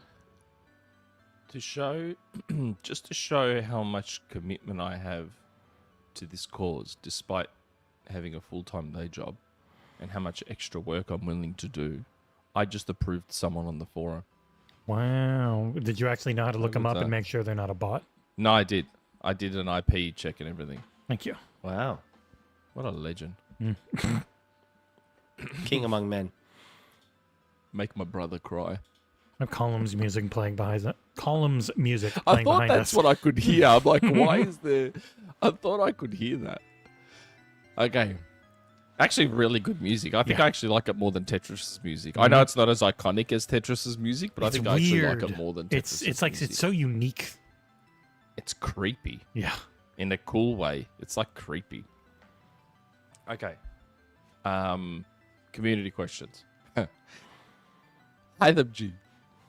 If you gents were a Mike Judge cartoon character, who would you pick and choose as your cartoon character? Like something from Beavis and Butthead King of the Hill and whatever the cartoons he did. But who do you gents pick anyway? P.S. As a makeup for Nick, who wasn't here 2 weeks ago, a Cleveland shoe character Nick can be is Wally Farrak? Or Terry Kimple. But whatever it is, I think Nick be Terry Kimple. I'll take your word for it. People are. Yeah, be I'm glad Dari- he said Beavis and Butthead and King of the Yeah. Hill because I don't know who Mike Judge was. I was like, Oh, yeah, no, I knew King Office of the Hill. Space, I yeah. knew King of the Hill for sure. I would be don't know if I'm Daria any of the- Morgendorfer. Thank you. I don't know who I'd be from. Maybe would- I'd be one of Beavis No, or Butthead. you would be the high school teacher who was into lesbian seagulls. Lesbian seagulls. I He's used a to hippie. watch King of the Hill every now and again. Every now and again. And we know Maybe who John I'd be the is. sister. I'd John probably be is the sister. John is UK Bobby Hill. Let's look at him. Yeah? okay, Yeah, I'm fine aged with up. that. No. Speaking of Bobby Hill, Risk It for the Biscuit has a super chat. Why is Collingwood losing every game? Collingwood actually has a player called Bobby Hill. Believe it or not. Wow, Um, nice segue. How interesting. We spoke about Collingwood earlier, Risk It. Collingwood's just content with one flag, mate, and they're shit this year. I wonder if we're going to be the first team in history to win the championship for you Americans and Brits. The championship one year and then probably not win a game the next. Like, just not win at all. Like, not a single game. This is everyone cheering Collingwood Very sucking. Everyone's so happy. Very possible. Okay. Next question. Jesse, brother. Welcome back, Jess. Was thoroughly impressed with your Dargan's Dogma 2 review, and conversely less so with your co-stream of Helldivers 2. While you were out, in your place, Grant did an admirable job, especially as the guest host of Name a Game. Fixed. Nick, you honestly did a pretty decent job producing. StreamYard makes that very easy. All I need to figure out now in StreamYard is that I need to start the next video just before the other one ends, because a couple of times there just between cuts to you. transitions you just see us going. It was great. Yeah, it's not instant, and I really wish it could just not. It just stick at the end of the other video instead of just cutting back to you automatically. Yes, like cue it up. You Cue can it up set them would to be good. loop, which is better because then it'll just start Yes, I the old know. one again. But yeah, I know. And John, you were as good as we could hope for. For a guy who never went to journalism school, and your Harold Halibut preview was excellent. I'm Thank very you, much Trav. looking forward to playing the game, just not Helldivers 2.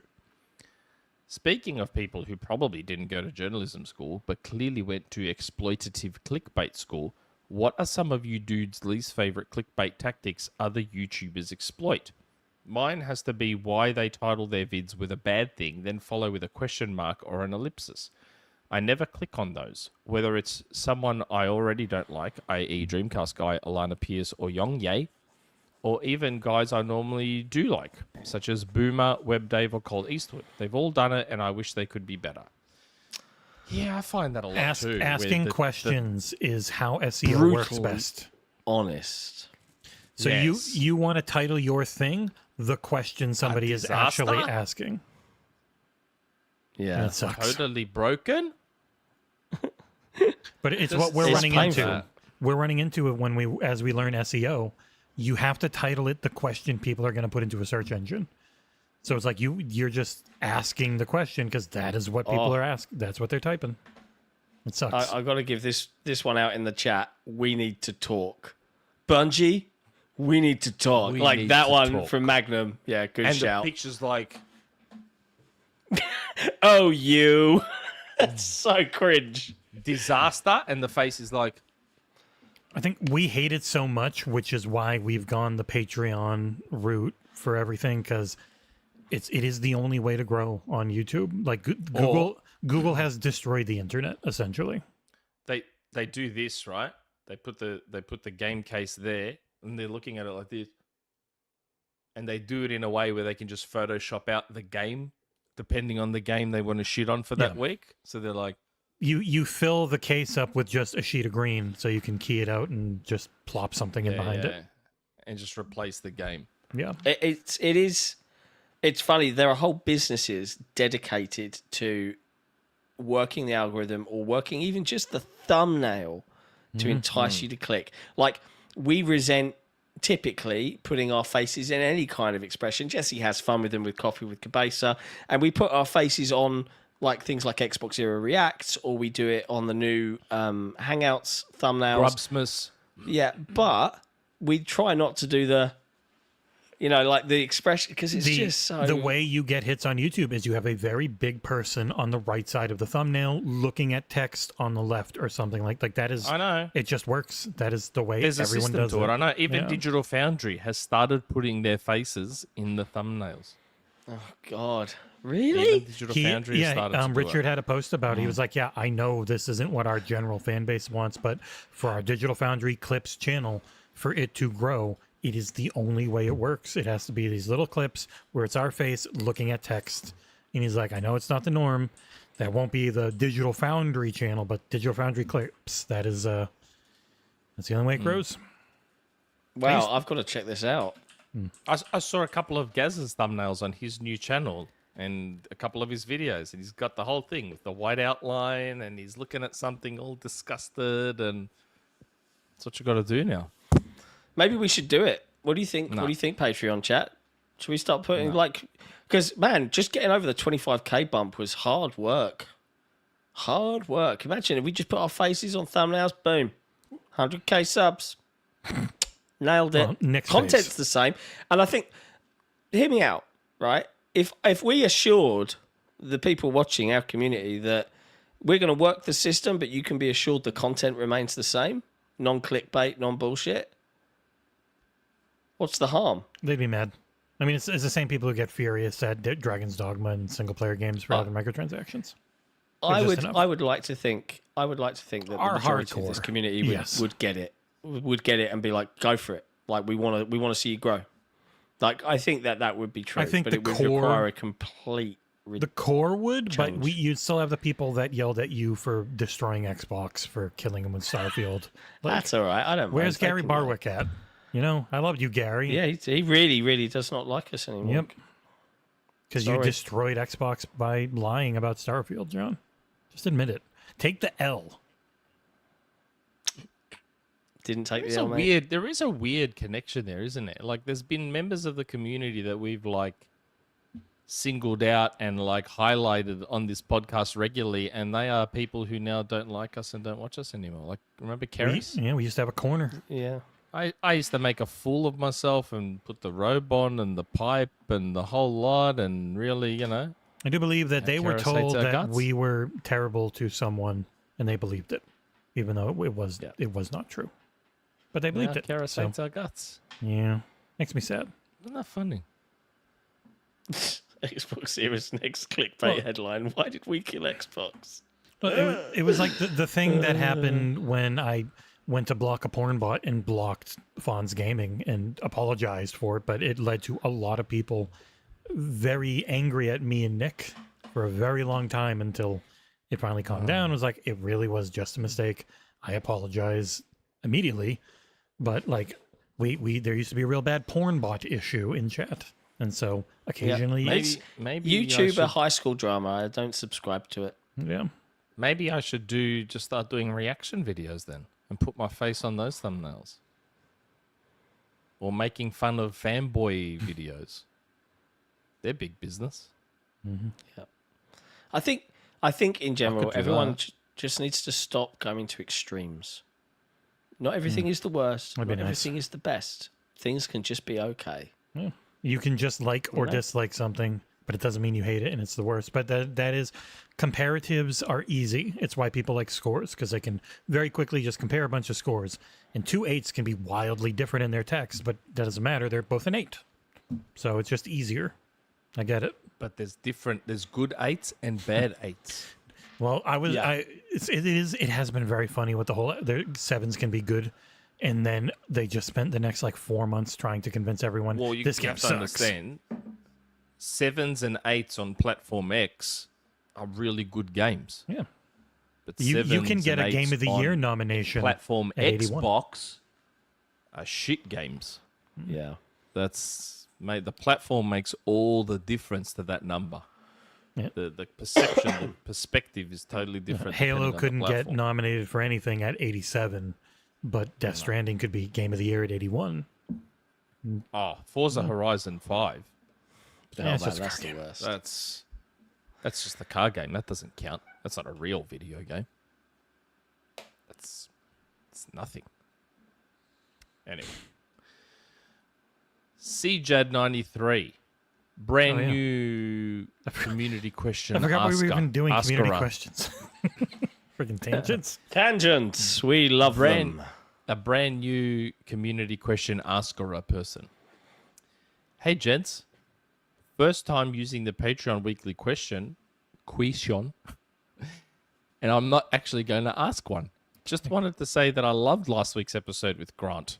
Mm-hmm. It's great to get a developer insight from time to time, and it gives you that extra appreciation for the work they do. There, Have I a great fixed week, it. everyone. I fixed it, Nick. It doesn't Thanks, say Queechin CJ. anymore. Oh, okay. I'm It going just in. changed for me in real time. Yeah. Thanks, So, guys. mo- Thanks moderators, for that, CJAD. we can't edit, but you I get, like- you get to see that we did it here. I like those episodes. They're my favorite episodes to do. Mm-hmm. Those ones with developers. I love them. And a part of that is born from my celeb whoring and the fact that I like to shit. say, oh, I know this dev. I'm friends with this dev. So a part of it is born from that. But I just like I like chatting with the devs, and I like hearing their stories, and I like hearing the backroom stuff that you don't get to hear about as much. I just like that shit. That's why we want to push the 1v1 so that we can do a lot of those. I mean, even if it can be 2v1. I don't care. It could just an interview show where we can get people when it works best for us and them, and we can have a lot of those, and we can bank them, and then we can release them once or twice a month as a Patreon thing and really grow the Patreon, and continue to have people on the main show when it works. Yeah, there's a thread up on the Patreon lounge. I did put a link in the Discord, but it's real-time chat, so you probably have to scroll back a bit to find it. But head to forum.xboxera.com, go to the Patreon lounge with your linked account, and like I've written a list of people I'd like to have on. Nick, add to that list, man. Like, and we can go out and start targeting these people. Pre-Drag's cooking up some cool intro stuff for it for the show to look like. We will soon have a certain developer of a certain upcoming Metroidvania. I think we said it on headlines, didn't we? We just said it. Oh, did we? Yeah, because they confirmed. April. Okay. Yeah, April 6th, I believe. I said a certain upcoming Metroidvania. I didn't say I didn't know the date. No, I was just saying we already said it on stream exactly what it was and everything. Ah, okay. I accidentally minimized the voice everything. Of Bayek. The voice of Bayek. My character down here in Dragon's Dogma looked like Bayek, so I named him Bayek. Yeah. I actually didn't know he was Bayek until fairly recently. He was incredible as Bayek. Yeah. That's the last Assassin's Creed game I actually bought. It's interesting. Like Magnum, Origins. they're the episodes I skip. You see, that's the thing. It's not for everyone, and I think by putting it in its own thing, it gives the people that really love it a good. And not Good reason always to go in and its find own it. thing, just we can do way more of them, and it becomes something to pull people into the Patreon, which is our main goal.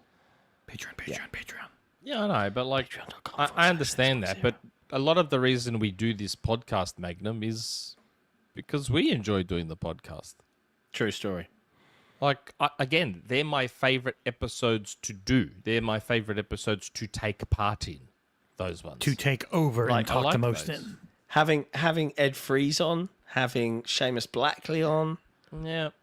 like some of those were like legendary. Bart from Plot Twist. From Plot Twist was really fun. That the one whole is- feet Yep. meme. That one was always the one I think back to because I had the two Lenovo laptops that I was reviewing to run as I had just driven up the entire east coast of the U.S. and I was in my sister's finished basement producing that one. That was Johnny remember that one. Galvatron for Artful times. Escape. It was great. I love And then those sometimes episodes. it's really- I could do those every week. And then I could do sometimes those it's really, every week. really, really bad.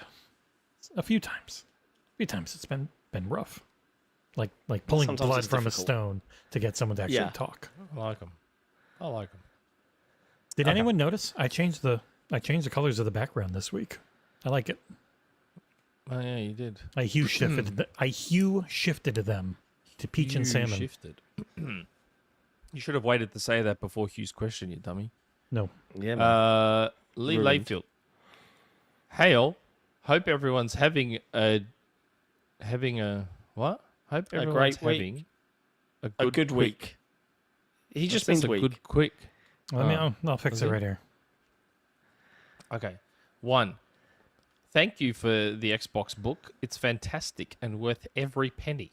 The level of professionalism on display is fantastic. Well done. Yeah, see the book in the corner there? There it is. Mine's just off. It's my No, is my you cat can't see still it. there? Yeah. The cat's still there. They did? And no, they can't see your book, Nick. It is too squished. Oh, is it? Oh, Yeah, okay. it's cut off. On my screen, I can see it. Yeah. Okay. Hold on. We're a little box. What about that? Nope. Now can you see it? I can unsquish you for a second if you want. Oh, okay. Mm-hmm. There you go. Woo! And an Xbox light that's on for no reason. No one can see it. I'm sorry. It's just part of my routine. I Xbox podcast mode put initiated. that Xbox light. Yeah. My battery's died, so I don't bother I turning that on anymore. I guess I shouldn't bother turning on the Xbox light. Yeah, it can't be seen. Sorry. Save yourself for the electricity bill. Yeah. Yes. Number 2. I've not played Helldivers, but thanks to John, I've heard the theme music. Yes, it absolutely slaps. It really does. Ba-na-na-na. Love it. 3. Alone in the Dark or Dragon's Dogma 2. I've got a week off and enjoy both genres. No pressure. Dragon's Dogma 2 is... There is a price difference. I don't think it's a huge price difference. I'd go... If you're really looking for a survival horror puzzle game, Alone in the Dark is solid. More of a wait for sale, I think, compared to Dragon's Dogma, which I think is very much worth it full price. And you don't need to have played the Good first answer. one. And I fixed, There you and go. I have been editing people's texts, but I'm just fixing typos. I don't use my power for bad, and everyone always gets a notification the moment you change anything. So, can't Yes, sir. anyways. But Okay. Thanks, Lee. Yeah, thank you. Laser Wolf. Now that Jesse is back, I can ask the hard-hitting questions. What's your favorite pizza topping? buffalo chicken. Barbecue chicken. Barbecue chicken's nice with pineapple. I'm not a fucking animal, bro. What's wrong with Pineapple. Barbecue chicken with pineapple Pineapple is on great. pizza is you? fantastic. Pineapple on pizza is Pineapple on fucking pizza. disgusting. Pineapple It's- on pizza is amazing. Ugh. You know what my Yeah, yeah. you know what my favorite one actually is chicken parm. There is a chicken parm pizza that Marin really? is. Yeah, so it's a little thicker, like heartier of a sauce, and then it's like really thick breaded chicken covered in the provolone. It's not healthy, but it's good. Okay. Interesting. Nah, barbecue chicken with pineapple. Oh, man. No, mate. That's It's so bread. good. It's just a way to get stuff into your, it's fine to put anything on it as long as it tastes good. Hot a food, weirdo. mate. one- You can get in the bin. There's one Ugh. here. So there's a pizza shop around the corner from me that used to do a pizza that was named after the owner. It was called the whatever special. And it had shrimp, garlic, chicken, cheese, tomato, obviously, and onion. And that is just incredible. And then the owner, who's had it for years, just sold it a year or so ago, but left a note behind to keep doing that pizza just for me. So one day I rang up not knowing that he had sold the business, and I said, "Can I have the wah wah wah special?" And they're like, "Oh yeah, hold on, what's got on it?" And I started. He's like, "Oh yeah, he left a note to do this for Nick because it's not on the menu anymore, but they still make this pizza for me." Wow. It's so good. It's great.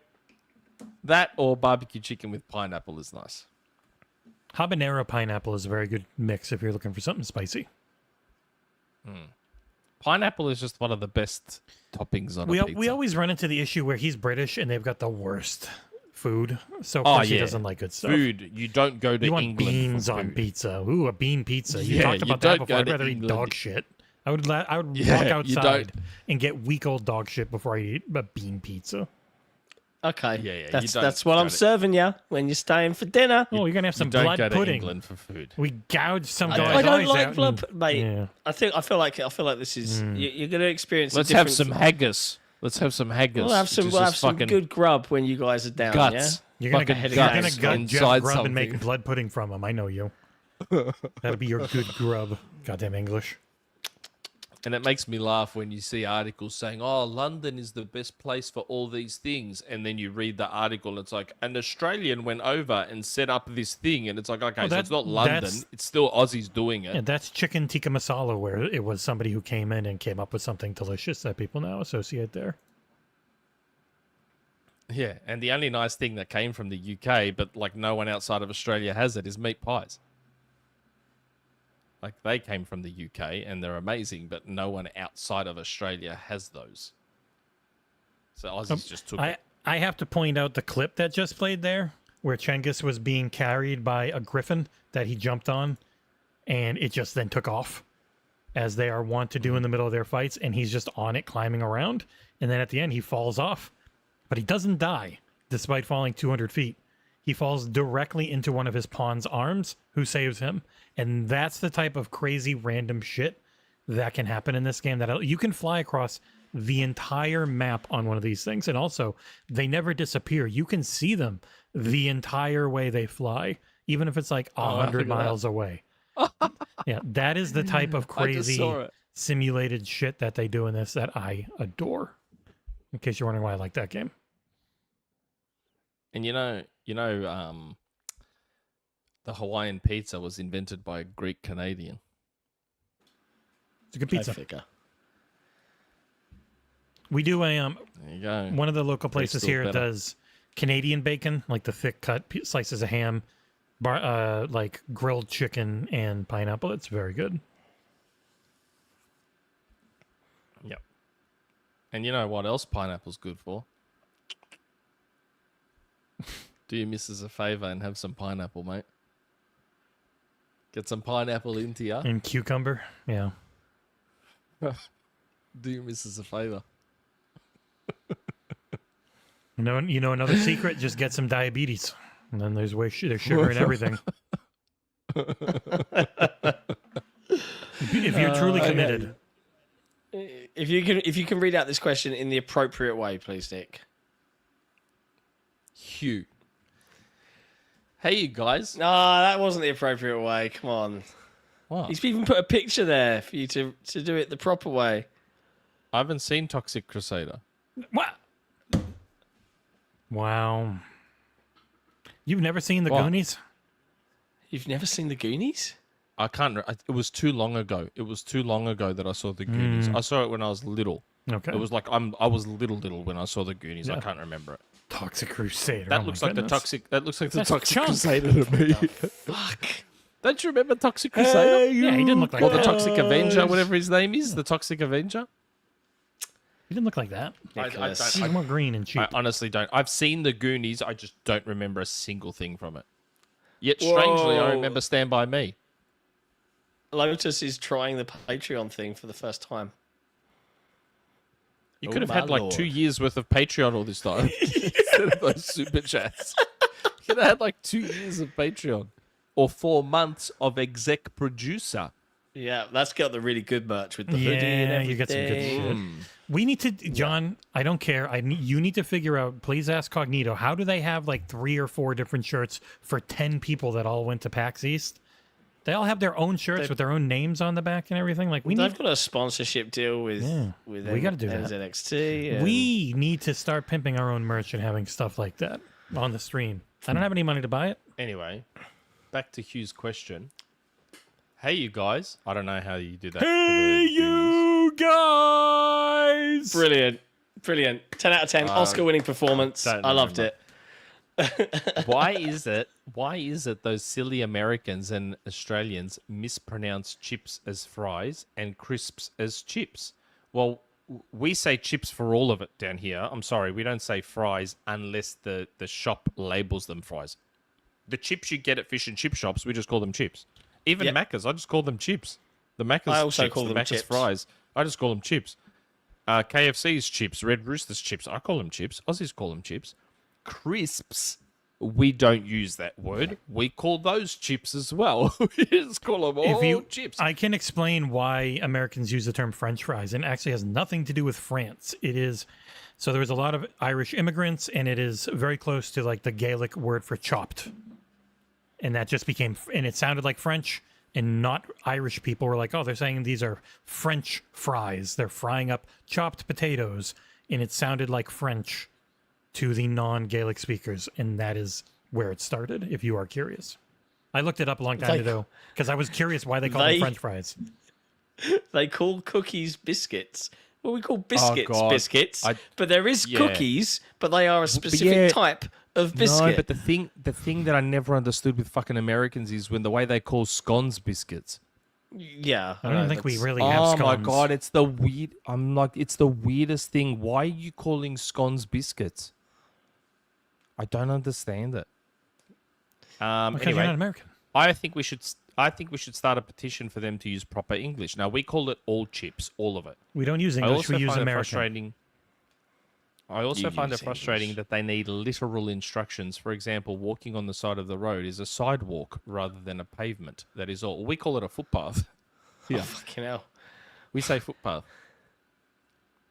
We say stay on the footpath. I mean, it's local colloquialisms. It's just the way things went over There's time. a path for feet. Yeah, it's a footpath. It's where you walk. Well, we don't call it a walk path, at least. Well, we drive on a parkway and park on a driveway. Don't ask me why. I don't know. Oh yeah, we park in a driveway as well. Yeah. We say the driveway.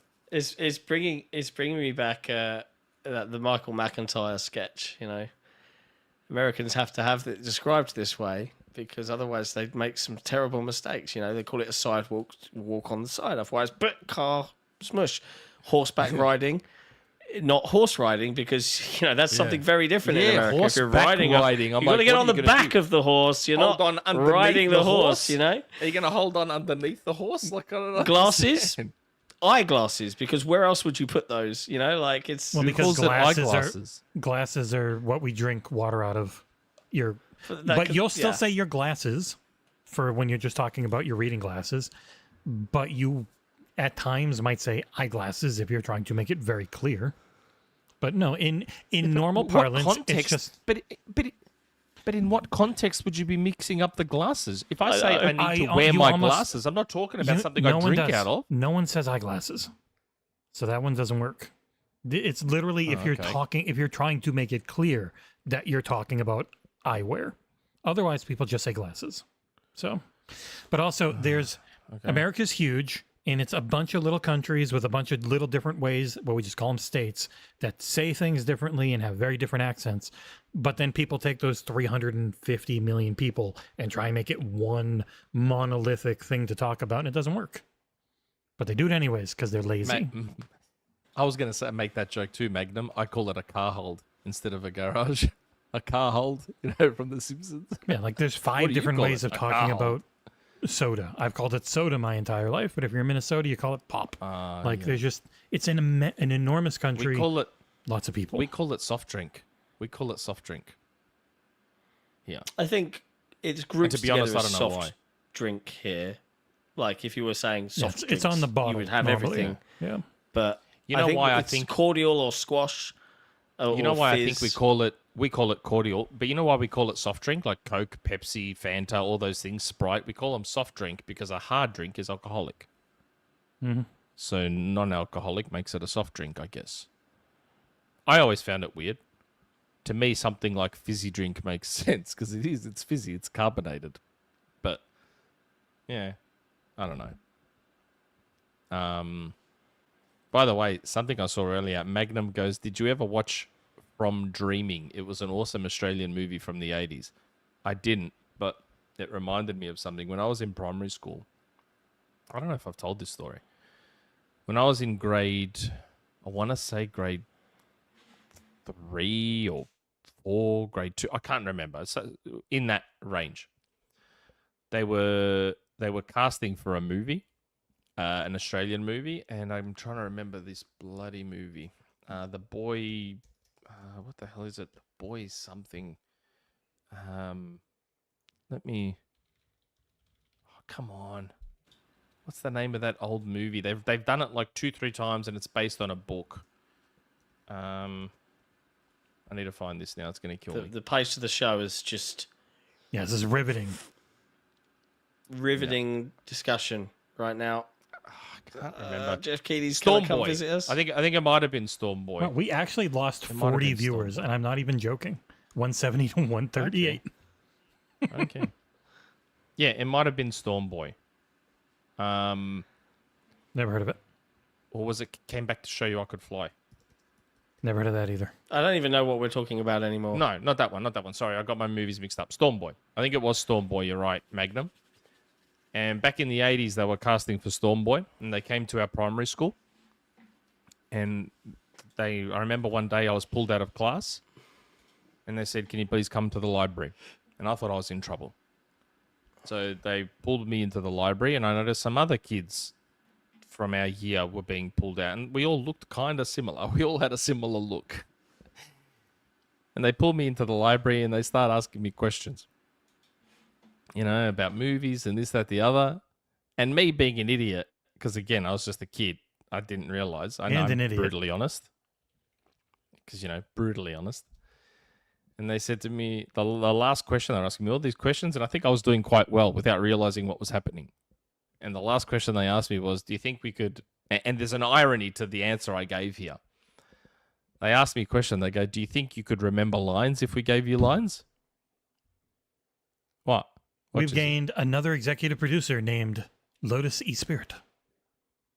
Oh, wow. He joined. Number 10. So did John Titor as a contributor level. So, Love you guys. thank you very much for that. I'm adding you So- to the patron scroll. These people that were these casting people for this movie were like, do you think you could remember lines if we told you lines? And I was like, nah. And I think that was like the end of the casting process for me. I Wow. was like, nah, I couldn't remember lines. And the irony of that is that in my circles, I'm like known as the guy that's like always quoting movie lines and knows movies off by heart. And yet I cost myself a movie role by saying I wouldn't be able to remember lines. Fluffed it, mate. Whoops. And there, I've added them both shit. to the Patreon scroll. It should pop up with them next time. Thank you. Thank you ever so much, Lotus and John. We have 10 executive producers. It's incredible. Yeah. It's pretty good. That's a good thing. I'm happy we redid the merch because it's really nice now, too. Like, it was good before, but it's really nice now. Yeah. Man. Yeah. It's amazing. All right, three questions left. 3 questions left. And with Nick's tangents, 3 hours left. Hebs. MVP. Hebs. Good day, gents. Wanted to start off by saying I got my Overshield edition in the mail today, and it was Nice. awesome. Great work on it. The book. Yeah, the book. Yeah. And I'm looking forward to the 360 one. Next, I love John's video about Harold Halibut, and my God, I have not been this interested in something like this since Chicken Run and Wallace and Gromit. I think if this thing hits and has great engagement for its size, Microsoft should lock it up, as Nick would say, and let them make it episodic, since they probably have multiple ideas they couldn't fit in this one. And then get one game This out would every be 2 great decades. This would be great Game Pass content. Interested to see if you guys think the same. Keep it up, and hail Hydra. I mean, I can speak broadly in saying that the development team at Slow Bros, they went through a lot of learning. They were quite open with us, like during the developer sit down, but they kind of were like, if we had everything in the workflows that we have now that we discovered along the way and all of the experimentation to lead us to this point, we could probably make Harold Halibut in about 5 years. So it's not as quick as you might hope for episodic content, I'm afraid. There's a little bit more to it than that. It was so much I mean, handcrafted stuff. They can't force it. I can't overstate it. Everything you see on the screen, pretty much, has been built by someone, 3D scanned, be it a texture, be it a surface on the floor. There was one shot that they showed us. I didn't have footage of it, so I couldn't, because it was in the presentation. But they showed us there's this scene with like a massive communal kind of center in the game. It's called Agora's Arcades, right? And there's a bar. And from this angle that you play at, you can see like this tiny little line of white, which is the floor. But in the engine in Unity, they go in and they're like showing us the texture that they built, that someone hand polished and, you know, built this massive thing. And then they zoom the camera out and go back to the playing area. And then they're like, and you can't even see it. It's like, why did we do that? But that's how incredible a passion project the developers put together. So, yeah, probably not a Game Pass, you know, regular content drop. But I look forward to seeing what they make next for sure. Okay. Thanks for that. Good old Collingwood.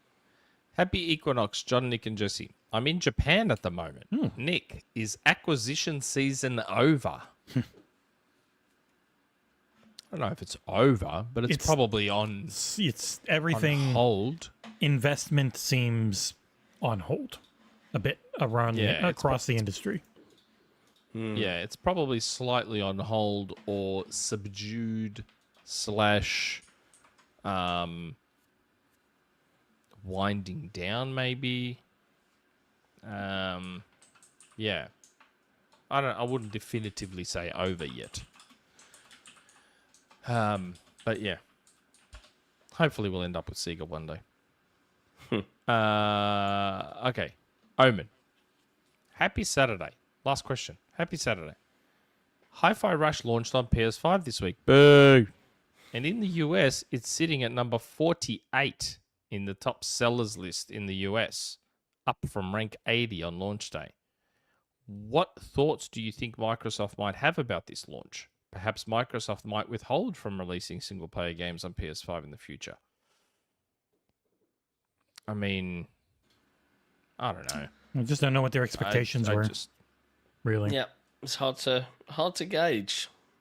This one is different in that they got potentially an animated show. Like this one was trying to pump up the IP. Like I don't think it was really built around trying to make a ton of money. It's not a live service game, but it's an IP they believe in, and they want to get out there more. Kind of similar to Grounded with its TV show coming.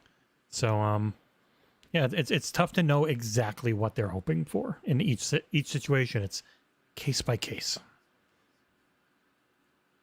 Without saying the words case by case. Yeah. I would have preferred they just didn't do it. Yep. I think a lot of the Xbox community probably feel that way, but there you go. Yeah. The business is in dire need of a different way of doing things, so we'll see how it all shakes out in the end. Yeah.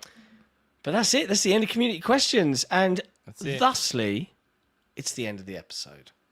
What an episode it's been. Today has been insane. Like, chat has been incredible. Yeah. New executive producers, new patrons. It's been nuts.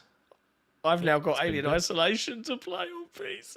Yep, sure do. And shall I break out the VR mod for true pants-shitting terror? That would be fun. You've got to add me in Helldivers. Yeah, I'll add you in Helldivers. So we've got to. Everyone add me. Yeah, we've got to. So I might actually. We've got to add a lot of content this week, so we've got to plan some stuff out. But you can look forward to my South Park Snow Day review. I don't think I can say. So closer to launch. You can never. It comes out on Tuesday. Unless they explicitly say you can never say. Yeah. So closer to launch.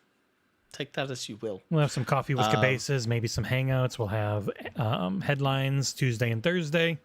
We don't have a ton. There's not a lot coming out, so there'll probably be a lot of live streams because there's just not a lot of games coming out for the next 3 weeks or so. I literally have House Flipper 2, which comes, if you loved House Flipper on Game Pass, 2 is coming to console, not on Game Pass as far as I know, on April 10th.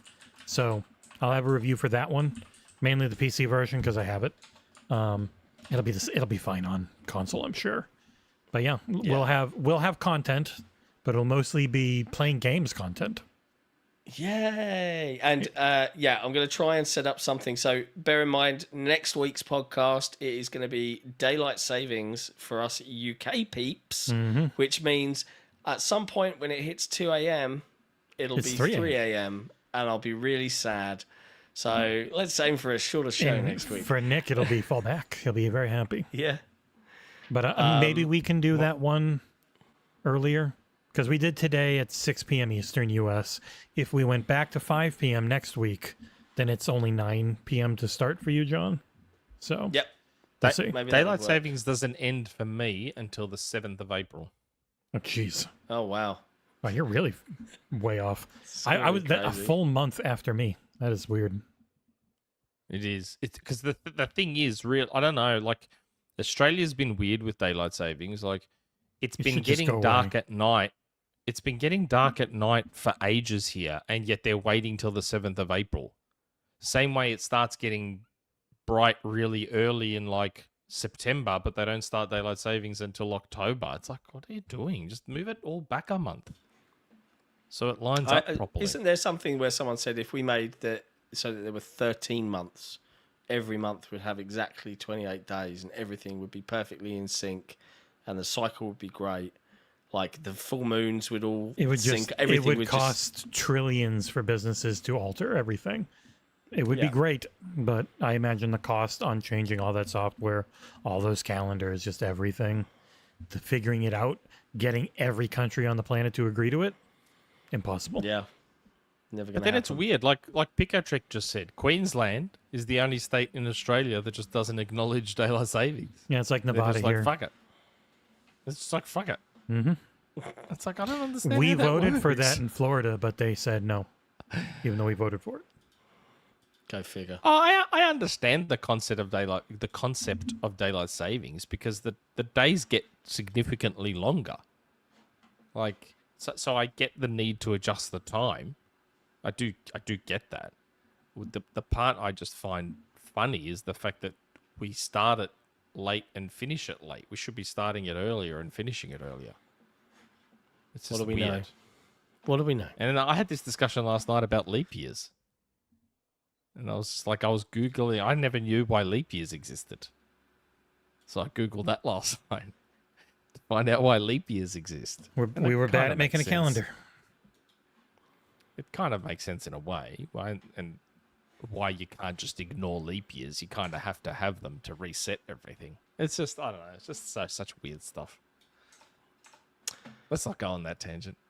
I think you already did. But hey ho, it's the end of the show. Chat, thank you for hanging out with us as always on a Saturday night or a Sunday morning or a Saturday afternoon, depending upon where you are in the world. As said, we'll be back on Tuesday. There'll be a bunch of streams. We'll be back on Thursday.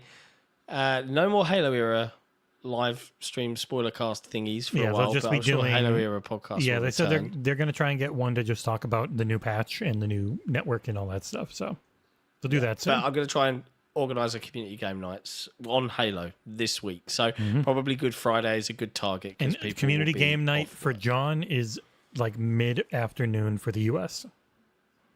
I can go a bit later and stay up late. It depends if I've got my kids or not. But even if you started really late and you were like 4, so you started like 10, that's still like only 6 o'clock our time, which is, Well, I figure everyone will be off because it's Easter, right? You guys take Easter off, right? I have no idea. Religious, super Probably. religious Christian America. We're barely at.